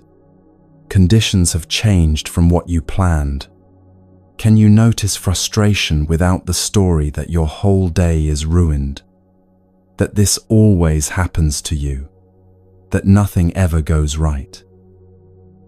You receive unexpected good news. Conditions have shifted pleasantly. Can you appreciate it without clinging desperately? Without believing you've finally arrived at permanent happiness that must be protected at all costs? This is equanimity. Meeting what comes, pleasant or unpleasant, wanted or unwanted, with balanced awareness. Responding skillfully to circumstances, without adding the suffering of judgment about whether these circumstances prove life is for you or against you. Kachayana sat in prison and remained himself. He served as chief minister and remained himself. The circumstances changed completely. He stayed steady. This steadiness is possible for you too, whatever is happening right now in your life. Not by pretending everything is fine, but by meeting what is without the exhausting weight of labeling it as the best or worst thing ever. Just conditions, changing as they always do.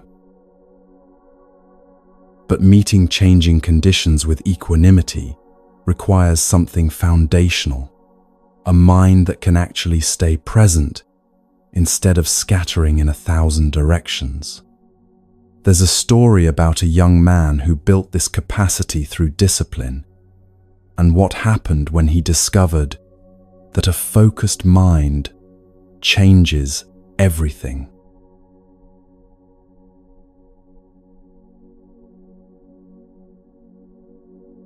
Sadhana was nobody special, the son of a modest family in a village where most young men became farmers or traders like their fathers. But from childhood, Sadhana had wanted something different. He wanted to learn not just practical skills for making a living, but real knowledge, the sacred texts, philosophy, the workings of language and logic. When he was old enough, he traveled to a monastery where scholars gathered to study. The place hummed with learning. Senior monks who had memorized entire collections of teachings, visiting scholars who debated fine points of doctrine, young students from wealthy families who could afford years of study. Sadhana arrived with almost nothing. No family connections, no impressive background, and something that marked him immediately as different. He couldn't read or write well. He had learned some basics in his village, but not enough for serious scholarship. While other students could read texts fluently, Sadhana struggled with every line. While they wrote elegant summaries of their learning, his hand formed clumsy characters. The senior monks assessed him when he arrived. They saw his limitations and gave him work that matched, helping in the kitchen, sweeping halls, maintaining the grounds. He could listen to teachings when his work was done, but he wasn't expected to become a real scholar. How could he, when he lacked the basic tools? The other students noticed him, of course. They saw this village boy struggling to read texts they had mastered as children. They heard him repeating simple passages over and over, trying to commit them to memory, since reading was so difficult. Some felt pity, others felt superiority. A few made jokes at his expense when the monks weren't listening. But Sadhana understood something the others didn't yet. He couldn't control how quickly he learned to read. He couldn't change the education he hadn't received as a child. But he could control one thing: whether his mind was scattered or focused. He created a routine and never broke it. Every morning he rose before dawn, not when he felt like it, not when the mood struck him, but every single morning at the same time. He would sit in meditation for an hour while the monastery was still dark and quiet. Just sitting, watching his breath, training his attention to stay with one thing instead of jumping to the next thought, the next worry, the next distraction. Then he would do his assigned work, sweeping, cooking, whatever was needed.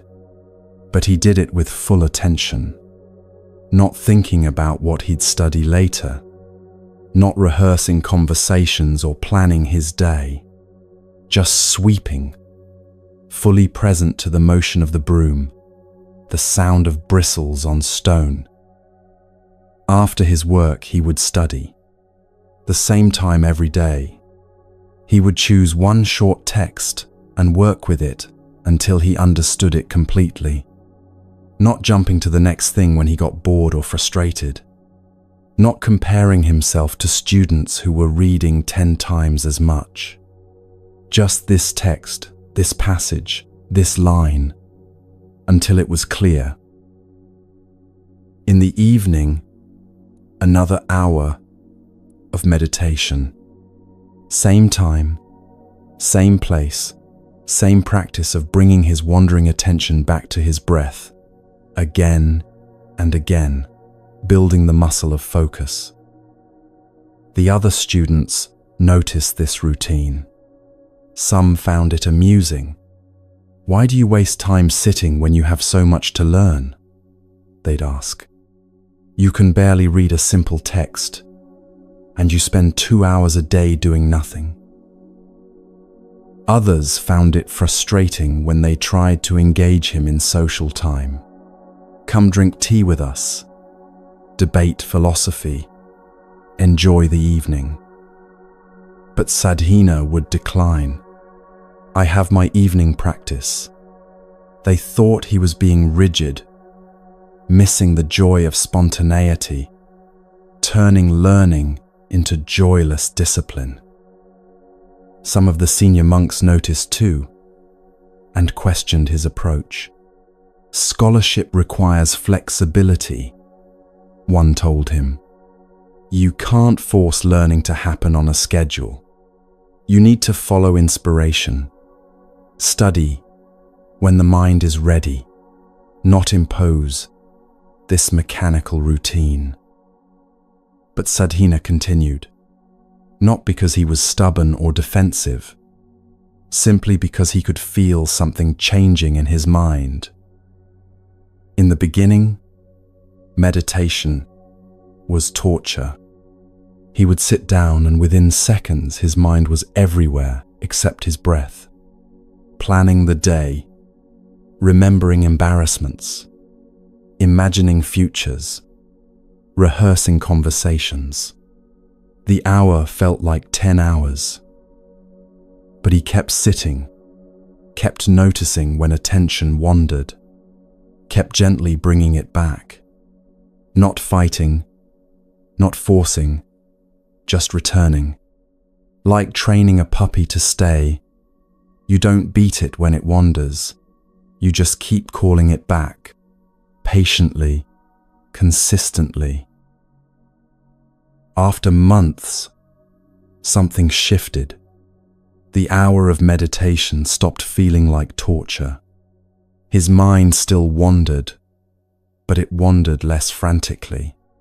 The returns to focus came more easily, and he began to notice the effects bleeding into the rest of his day. When he sat down to study a difficult text, he could stay with it longer before his attention scattered. When he was memorizing a passage, he could hold multiple lines in his mind instead of losing the beginning while learning the end. When senior monks were teaching and other students were fidgeting or whispering or losing the thread, Sadhina could follow the entire argument without his mind wandering. His reading improved, not because reading itself became easier, but because he could focus on each word without rushing, without anxiety about how slow he was, without his mind jumping ahead or back. He would read one line with complete attention, understand it fully, then move to the next. Other students read faster but retained less. They skimmed, their minds half present, thinking about other things while their eyes moved across the page. Sadhina read slowly, but what he read stayed. It settled into his understanding like water soaking into soil rather than running off the surface. After a year, something remarkable began happening. A teacher would present a complex teaching, and while other students asked for clarification, needed it repeated, wanted it broken down into simpler pieces, Sadhina understood it immediately. Not because he was smarter, but because his mind was there, fully present, receiving the teaching without the static of distraction. He would hear a text once and remember it, not through some trick or special technique, but because his mind wasn't scattered across 12 thoughts while trying to listen. He was simply there, receiving, and so the information landed cleanly.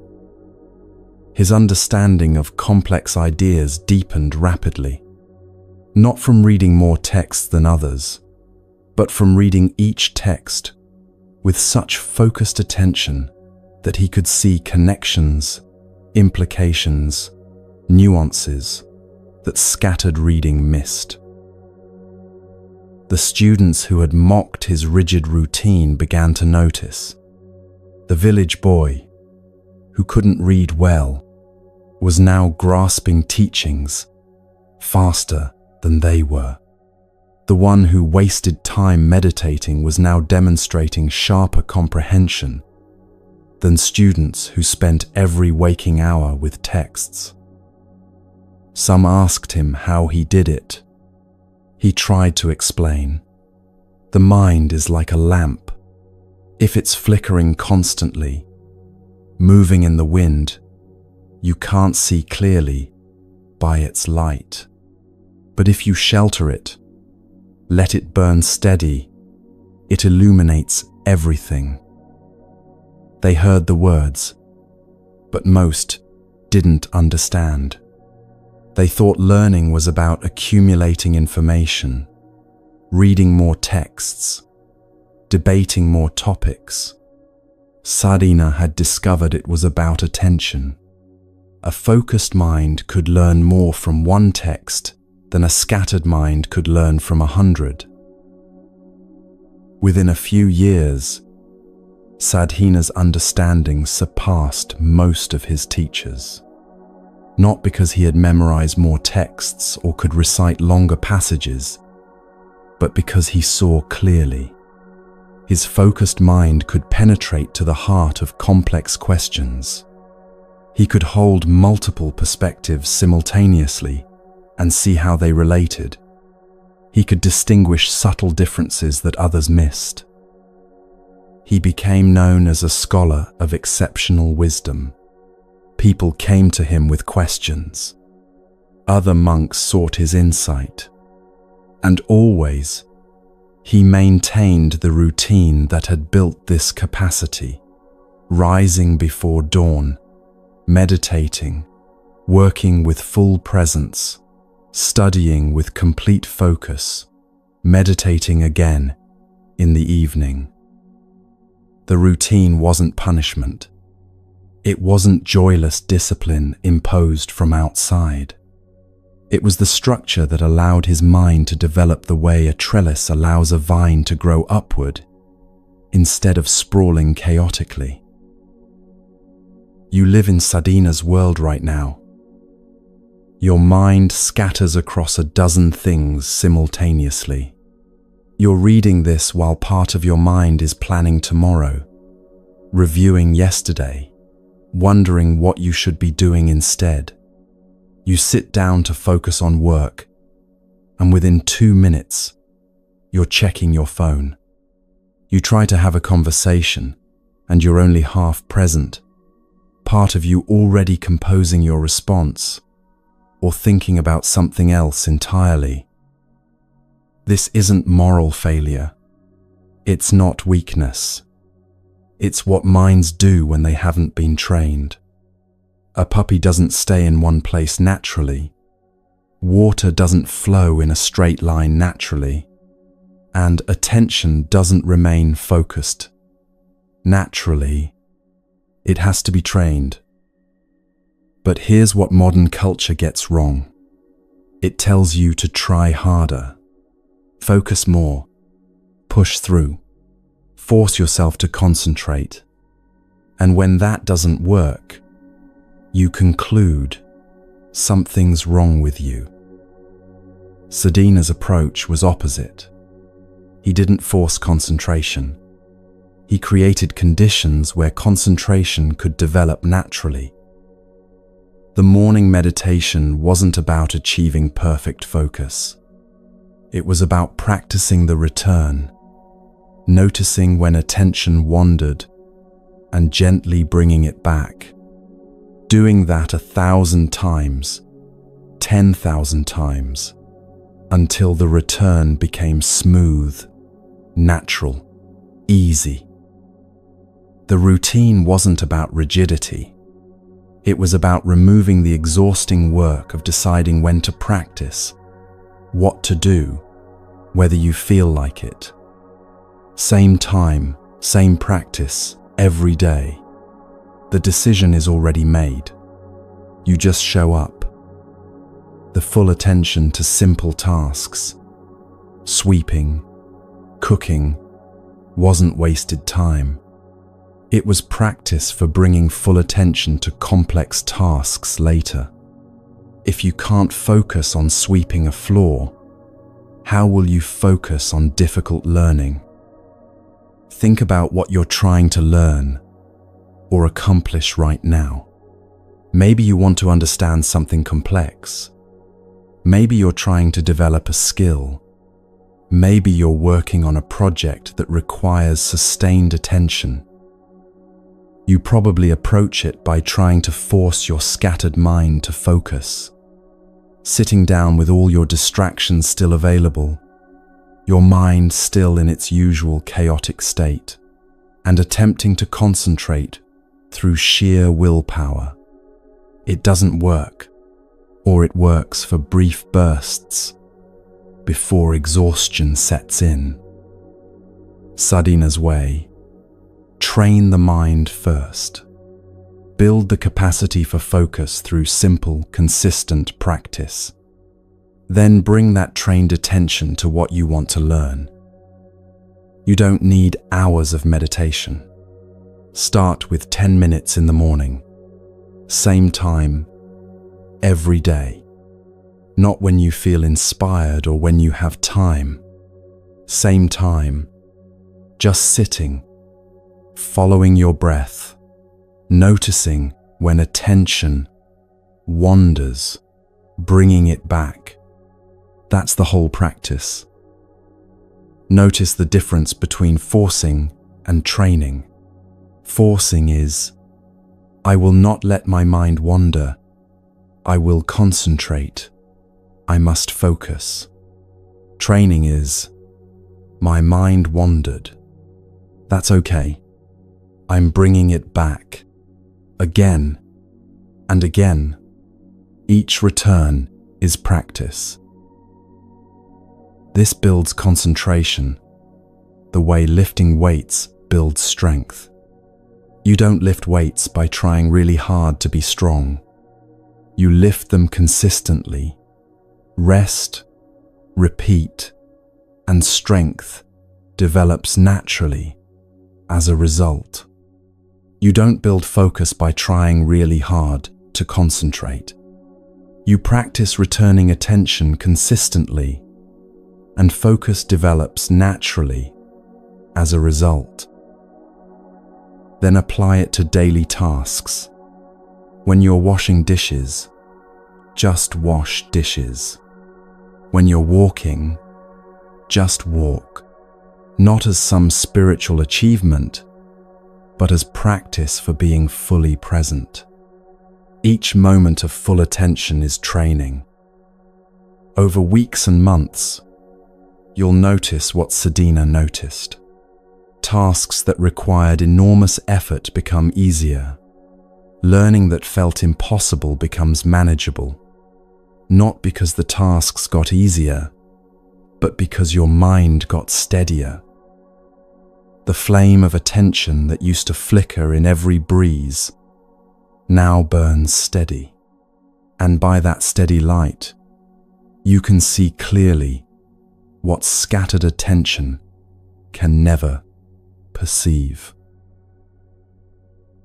What would this look like for you?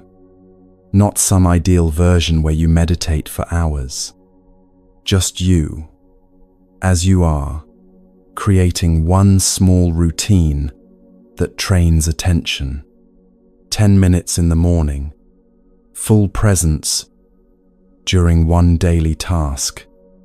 That's enough to start. The discipline isn't punishment. It's the kindness of creating conditions where your mind can finally settle, finally focus, finally develop the capacity you've wanted all along. But steady focus alone won't carry you through life's genuine crises. There are moments when everything falls apart, when disaster strikes, when you're drowning and steady breathing won't save you. For those moments, you need a different kind of teaching, one about effort that doesn't break you, about swimming when the ship goes down.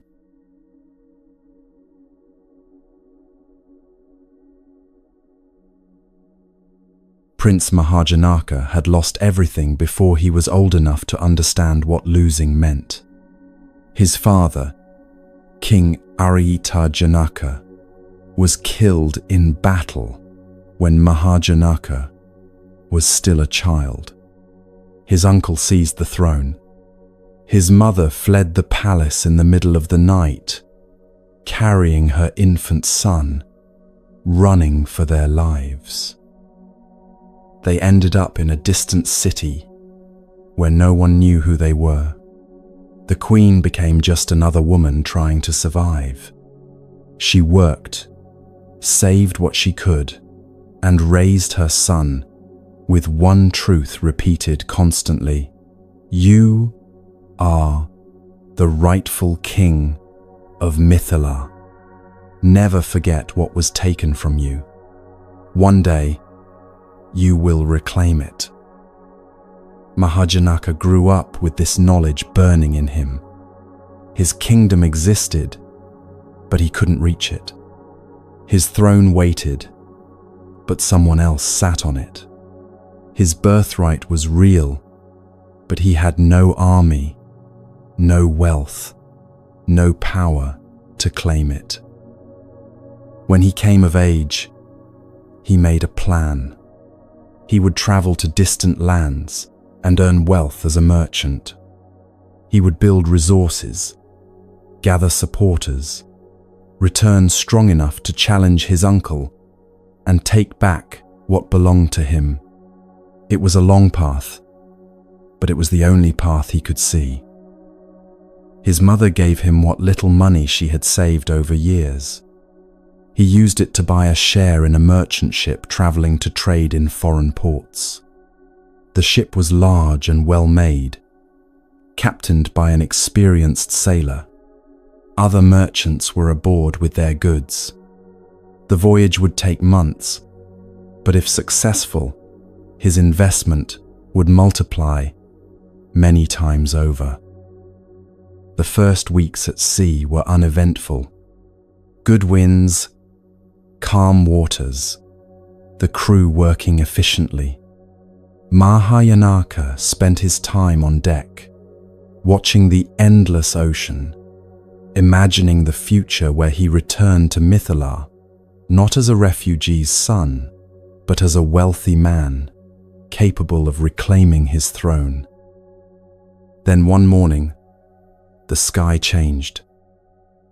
The captain noticed it first, the particular color of clouds on the horizon, the way the wind shifted. He began shouting orders. Crew scrambled to secure cargo, to adjust sails. Passengers were told to go below deck and hold on to something fixed. The storm hit like a wall of rage. Waves taller than buildings smashed into the ship. Rain so thick you couldn't see your hand in front of your face. Wind that screamed and tore at everything. The ship rose on massive swells and crashed down into troughs. Timbers groaning, water pouring through gaps in the hull. Mahajanaka clung to a beam below deck as the world became chaos. Other passengers were screaming, praying, weeping. The cargo broke loose and slammed around the hold. Water was rising. He could hear the captain shouting above, but couldn't make out words over the storm's roar. Then came the sound he would never forget, a massive crack as the ship's spine broke. The vessel was splitting apart. Water flooded in faster. People were clawing toward the stairs, pushing, desperate to get above deck. Mahayanaka fought his way up through the surge. On deck, complete disaster. The ship was breaking into pieces. Crew members were being swept overboard. Other passengers clung to masts, to railings, to anything, but the ship was going down and taking them with it. People were grabbing floating debris, trying to use broken planks as flotation. Most were screaming for help, as if help could come in the middle of the ocean during a storm.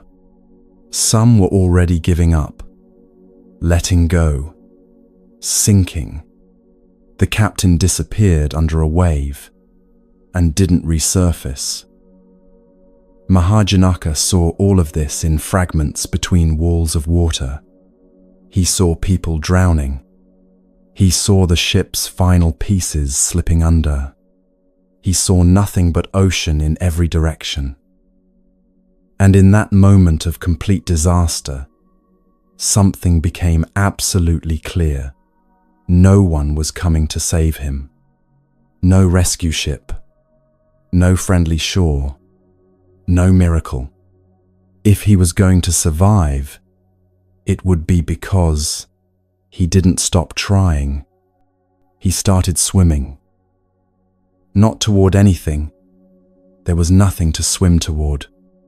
Just swimming to not drown. The storm was still raging. Waves lifted him and threw him down.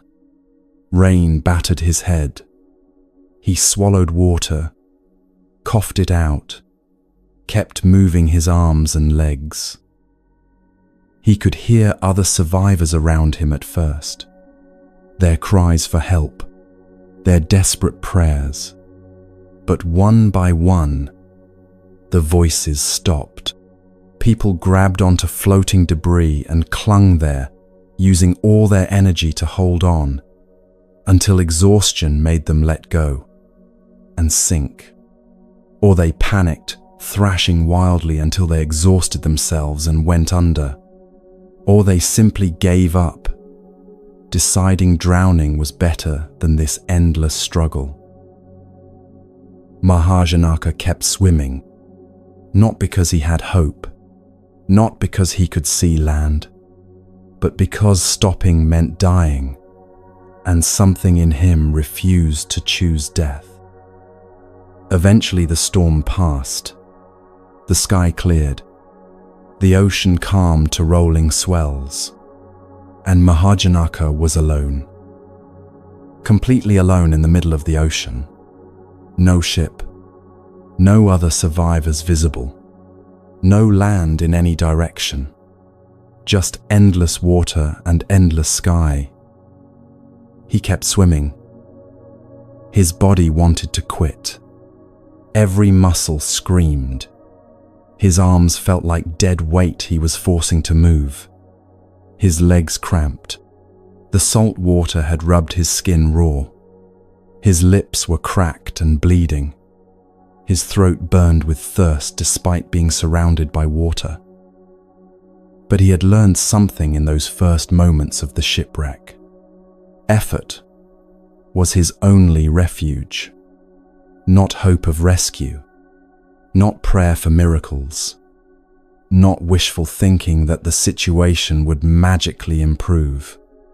Just the decision to keep swimming as long as breath remained. He swam through the day. The sun burned his face and neck.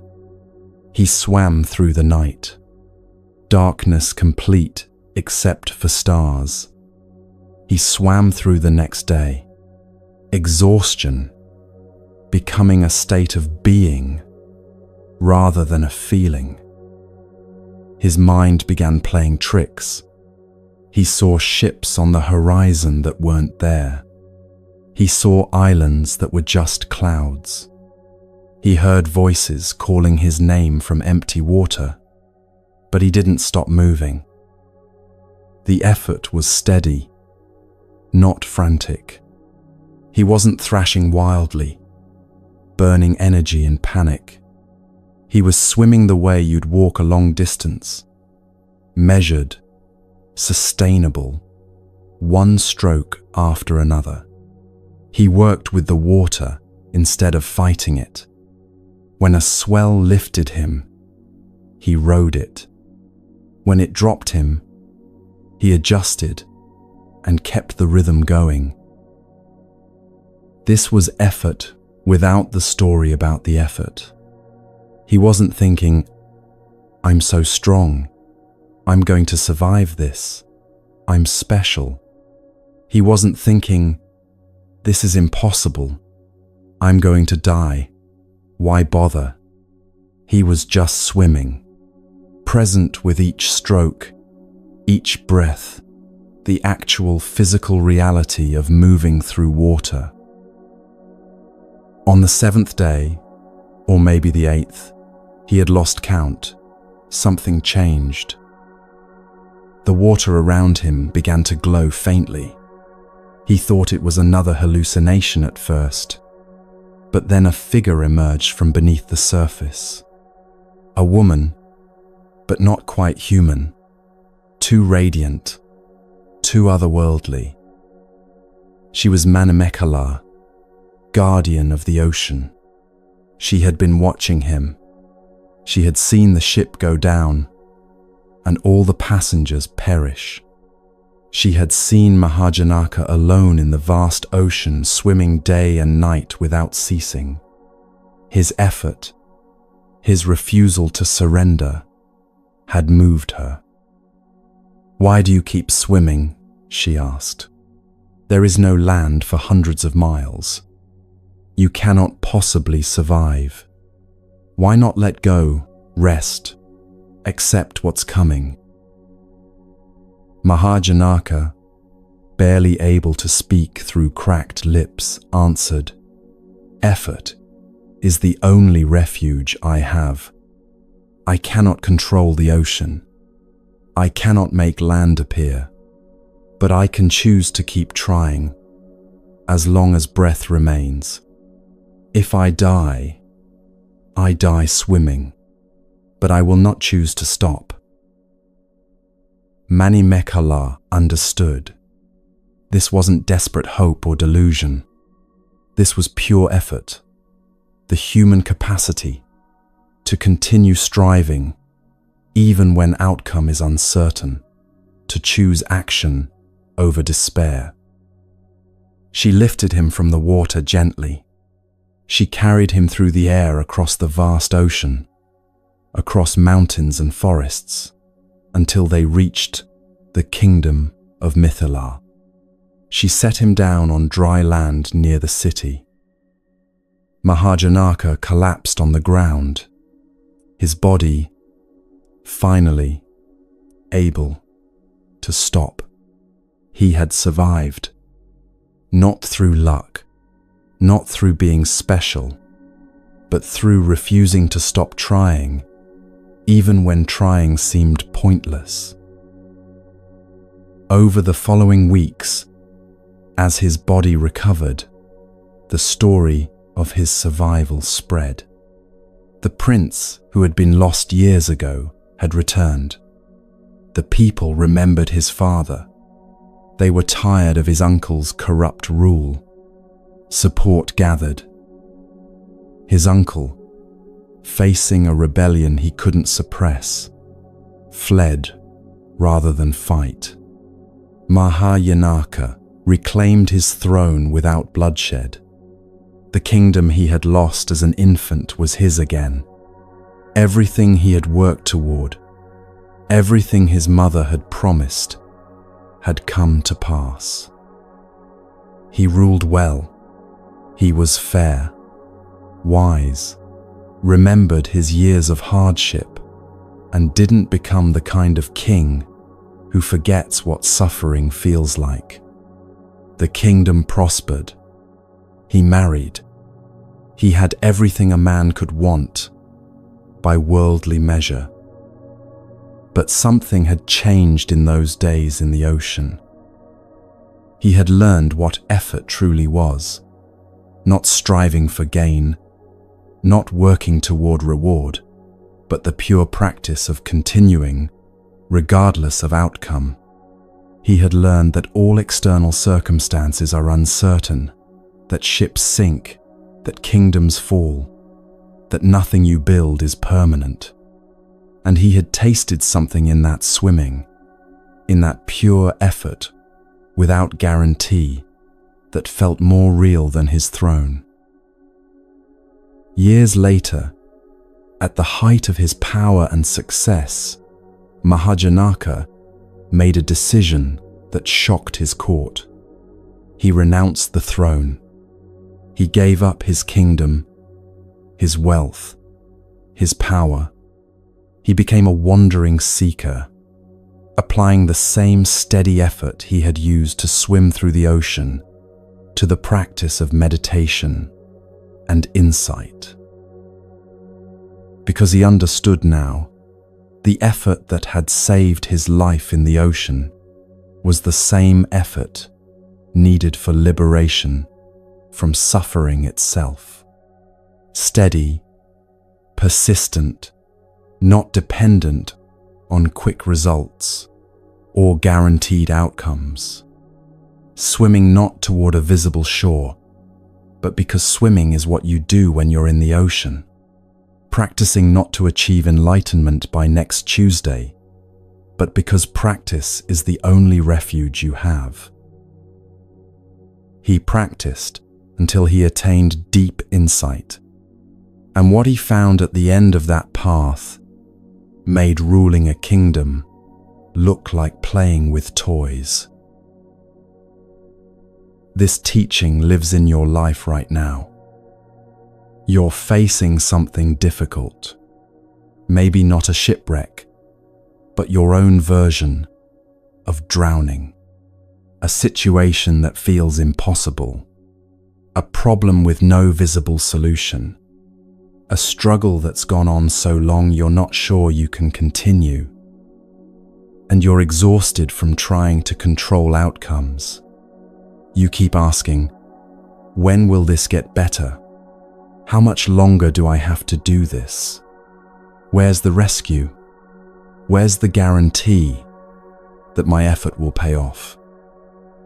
Mahajanaka's teaching is this: effort itself is the refuge, not the outcome of effort, not the reward you hope for, just the steady continuation of skillful action, regardless of whether rescue appears. You keep showing up to the difficult job while looking for a better one. You keep practicing when progress is invisible. You keep caring for the sick person, even though recovery isn't guaranteed. You keep working on the problem, even though the solution hasn't appeared. Not because you're sure it will work out, not because you have hope that keeps you going, but because effort is what you can control when you can't control anything else. This isn't the toxic hustle harder message of burnout culture. Mahajanaka wasn't thrashing frantically in the water. He was swimming steadily, sustainably, working with the ocean instead of against it. Right effort means persistent but not frantic, sustained but not harsh, continuing but not desperate, like a long-distance runner who finds a pace they can maintain for miles rather than sprinting until collapse. It means knowing when to rest without quitting, when to adjust your approach without abandoning the path, when to work with circumstances instead of forcing against them. And here's the part that saved Mahajanaka. When you practice genuine effort, when you keep swimming with clarity and steadiness, supportive conditions often arise. Not because you earn divine intervention, but because sincere practice aligns with reality in ways scattered panic never does. The goddess didn't rescue the people who were thrashing and screaming. She rescued the one who was swimming, not as reward for being special, but because his effort showed something worth supporting. In your life, you can't control whether help arrives, but you can control whether you're swimming or drowning, whether you're practicing skillfully or collapsing into despair, whether you're working with reality or fighting it in panic. Right now, what's your ocean? Where are you drowning instead of swimming? Where have you stopped trying because you can't see the shore? What would steady effort look like? Not forced optimism, not grinding yourself into dust. Just the sustainable practice of continuing skillfully, one stroke at a time, for as long as you have breath. And remember what Mahajanaka remembered when he renounced his kingdom. The highest effort isn't for worldly success. It's for liberation itself. The same steady practice that saves you from drowning can carry you all the way to freedom from suffering. The ship has already sunk. The only question is, will you keep swimming? But all this effort, all this practice, all this swimming, it can feel exhausting when you believe you're fundamentally broken and need fixing. There's one more teaching you need to hear, about someone who discovered that the mirror needs no polishing because it was never tarnished in the first place.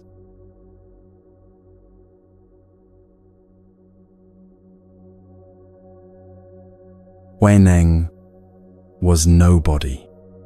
A poor woodcutter from the far south of China, barely literate, earning just enough by selling firewood to keep his widowed mother and himself alive. His days were simple and hard. Cut wood in the forest, bundle it, carry it to town, sell it, use the small coins to buy rice. Repeat. This was his life. This was all his life was expected to be. One day, delivering firewood to a customer's house, he heard something that stopped him. Someone inside was reciting a text. The words floated out through the open window.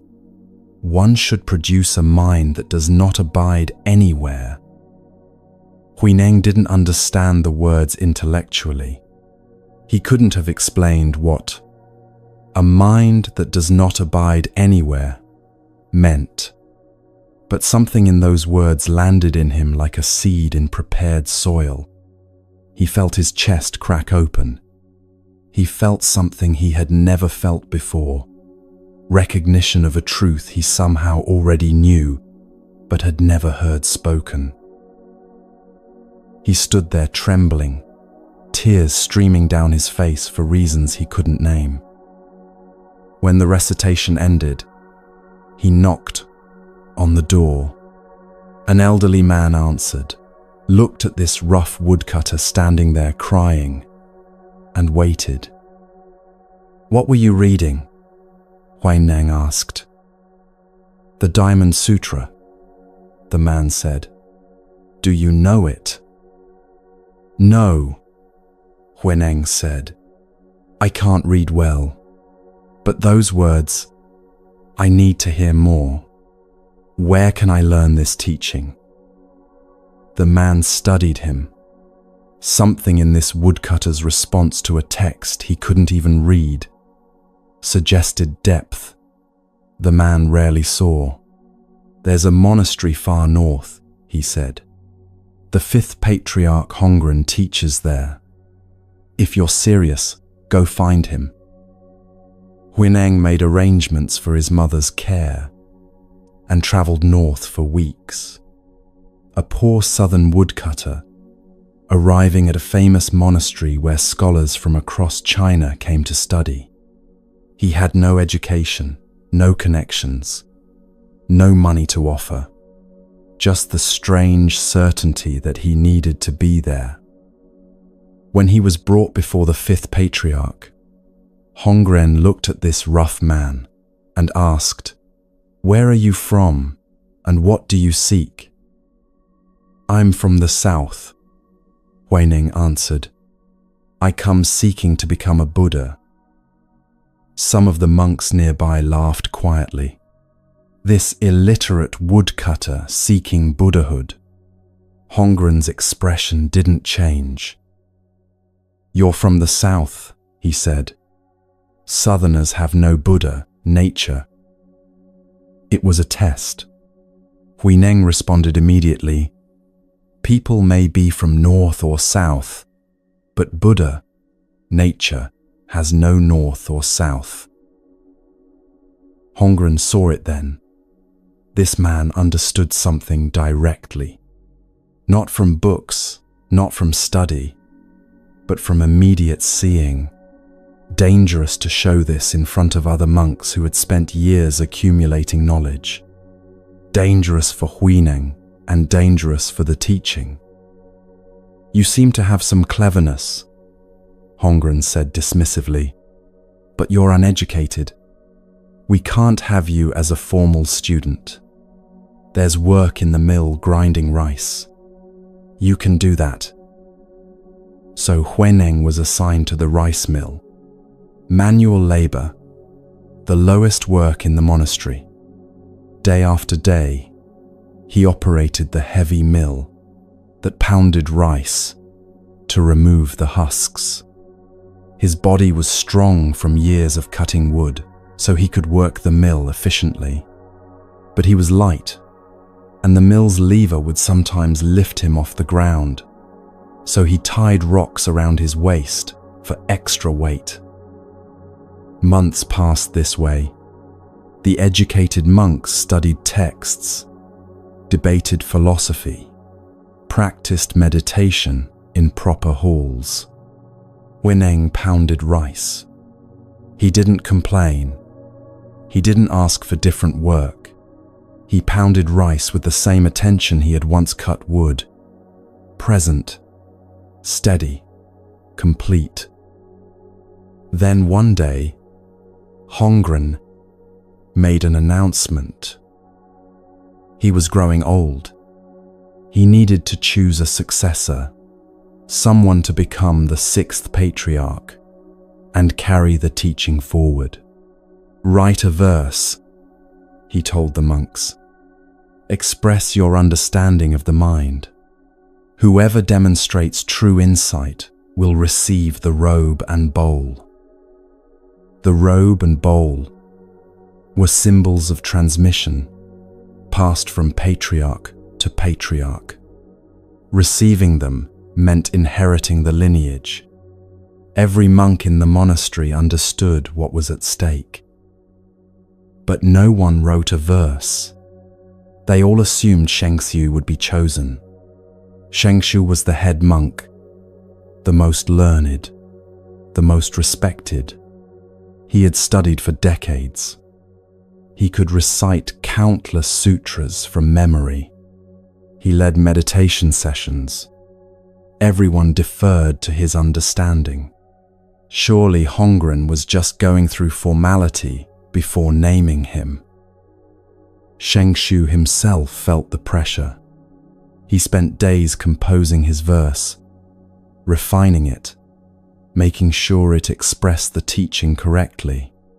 Finally, late one night when no one would see him, he wrote on the wall of the monastery corridor, "The body is the Bodhi tree.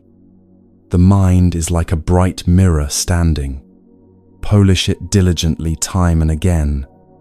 Do not let it gather dust. When monks saw the verse the next morning, they were awed. "This is profound," they said. "Shengzhu has captured the essence of practice." They praised the verse throughout the day. Hongren saw it and said nothing. The verse wasn't wrong. It expressed the gradual path accurately. Continuous cultivation, cleaning the mind of defilements, persistent practice over time. This was valid teaching, but it wasn't complete insight. Huineng, working in the rice mill, heard monks reciting the verse. He couldn't read it himself, so he asked someone to recite it for him. When he heard the words, he understood immediately what they expressed and what they missed. He asked a monk who could write to come to the wall that evening. "I'd like to add a verse," he said. The monk was surprised. This illiterate rice pounder wanted to compose a verse, but agreed. Huineng spoke, and the monk wrote on the wall, beside Shengshu's verse. "Bodhi originally has no tree. The bright mirror has no stand. Fundamentally, there is not a single thing. Where could dust collect?" The next morning, the monastery was in uproar. Some monks laughed. The rice pounder wrote nonsense trying to imitate Shengxiu. Others were disturbed. "This contradicts everything we've been taught." Some stood in front of the two verses, sensing something they couldn't quite name. When Hongren saw the verses together, he knew everything had changed. Shengxiu's verse said, "You have a mirror, mind. It gets dusty, defilements. You must polish it constantly, practice." This is the gradual path, the path of cultivation.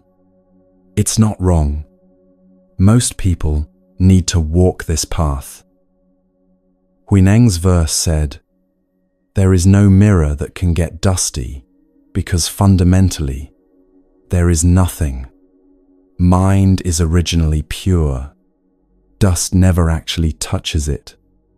This is seeing your original nature directly. This is the sudden path."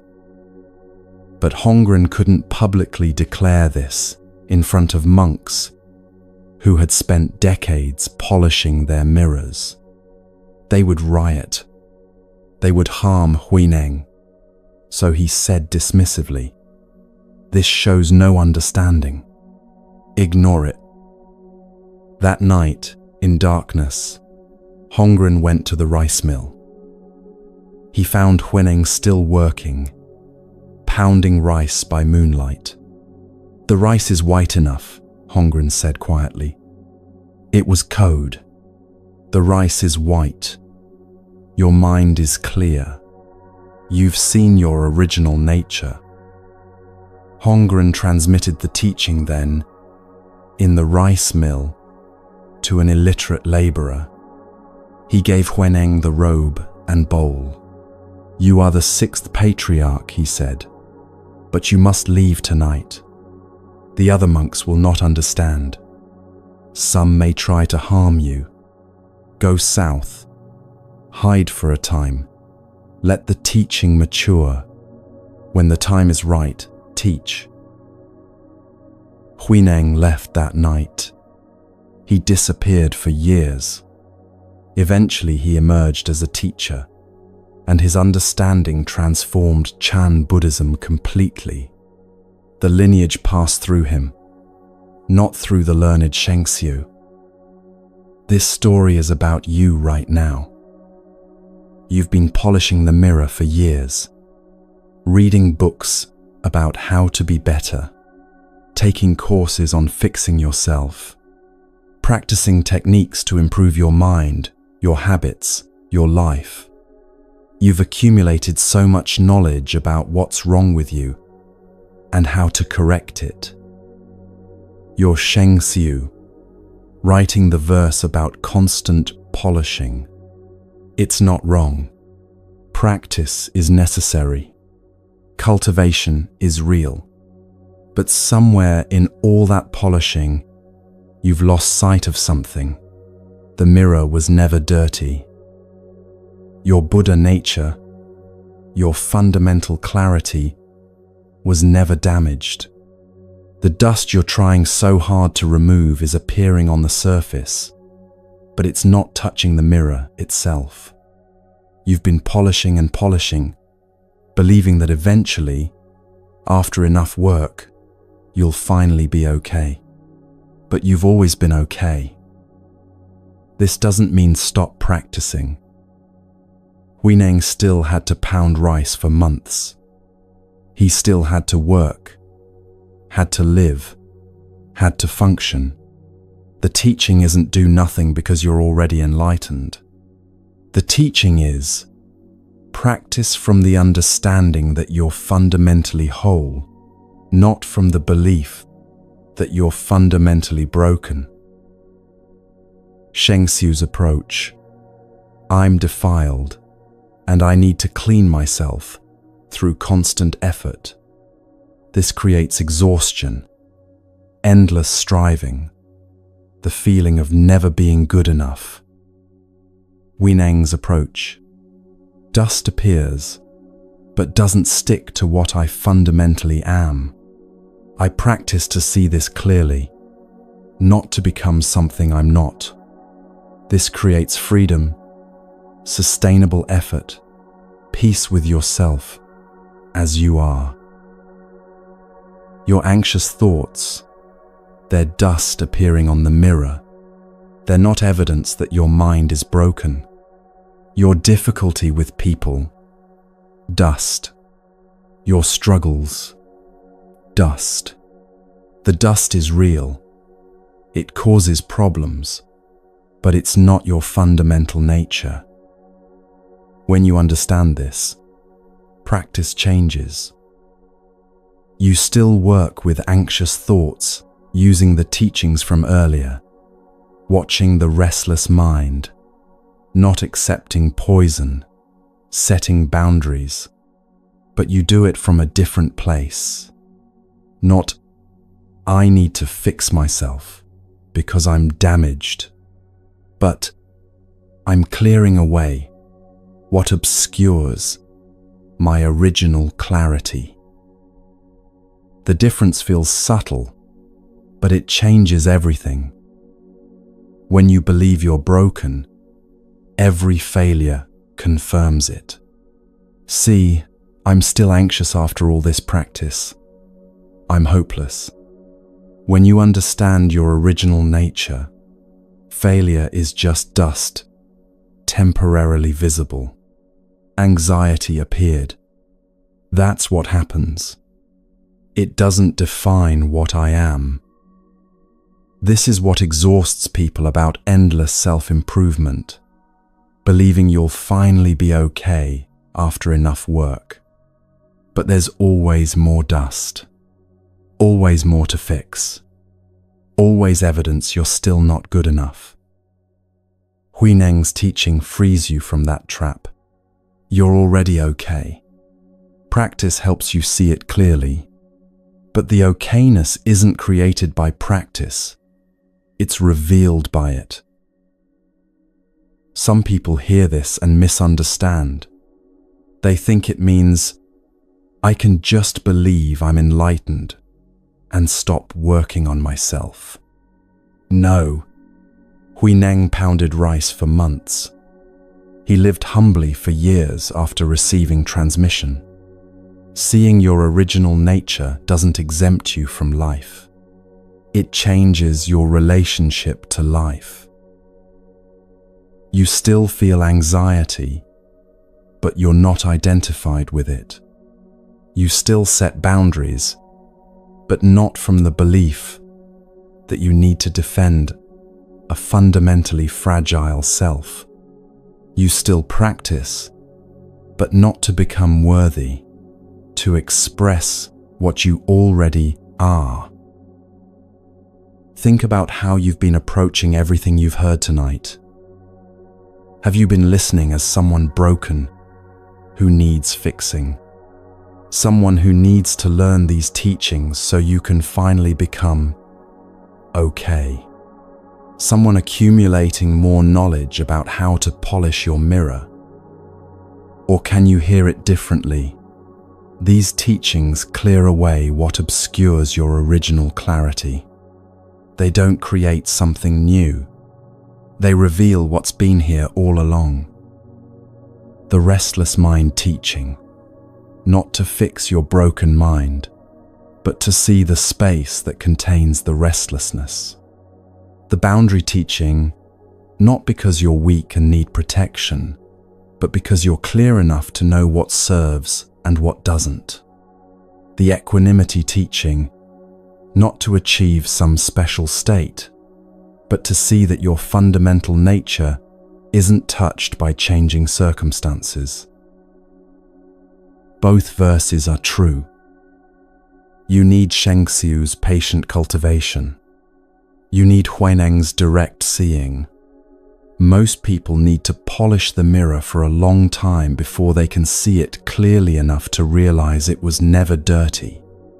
But holding both truths changes the quality of practice. You practice knowing that dust will appear. That's what dust does. You work with it skillfully, not from desperation. You trust the process because you're not trying to become something you're not. You're uncovering what you've always been. Right now, as you hear these words, what if nothing is wrong with you?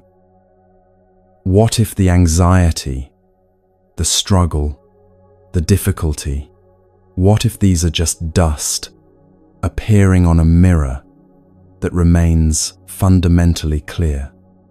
What if you don't need to achieve some future state of okayness because you're already okay at a level deeper than your current struggles?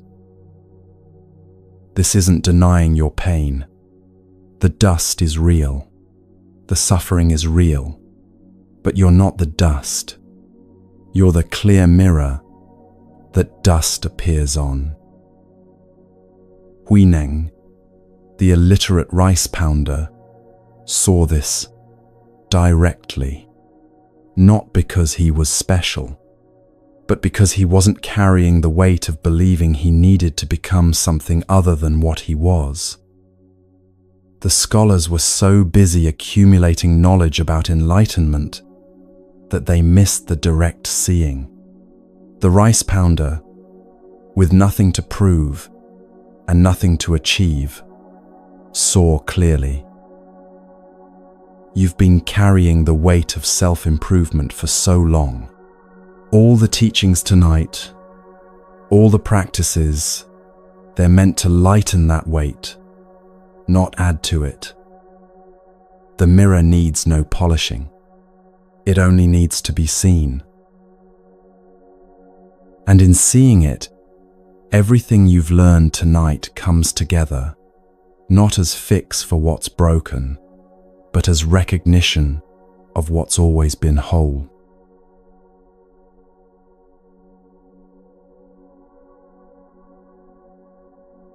Remember the weight you carried when we began, the thoughts that wouldn't quiet, the criticism you couldn't shake, the people whose expectations had become cages. How does it feel now? Not because anything external changed. Your circumstances are the same, but you've walked through 8 stories that show you something your anxious mind kept hidden. You already have what you need. The restless mind settles when you stop fighting it. Others' poison only harms you if you accept it. Boundaries protect without cruelty. Changing circumstances don't define your worth. Discipline creates space for clarity. Steady effort carries you through storms. And beneath all of it, the mirror that needs no polishing. These aren't steps to master. They're not evidence of how much work you still need to do. They're reminders of what's been true all along, that the peace you've been seeking isn't something you achieve through enough effort. It's what remains when you stop adding suffering to difficulty. The stories you've heard tonight aren't distant wisdom from ancient times. They're portraits of what becomes possible when you remember nothing is fundamentally wrong with you. Carry them as companions. Return to them when you forget. The creature in the forest, the golden peacock, the serpent who learned to hiss, the minister in prison, the young scholar, the swimmer, the rice pounder, they're all pointing to the same truth. The peace you seek is already here. It always was. You just needed to remember how to see it.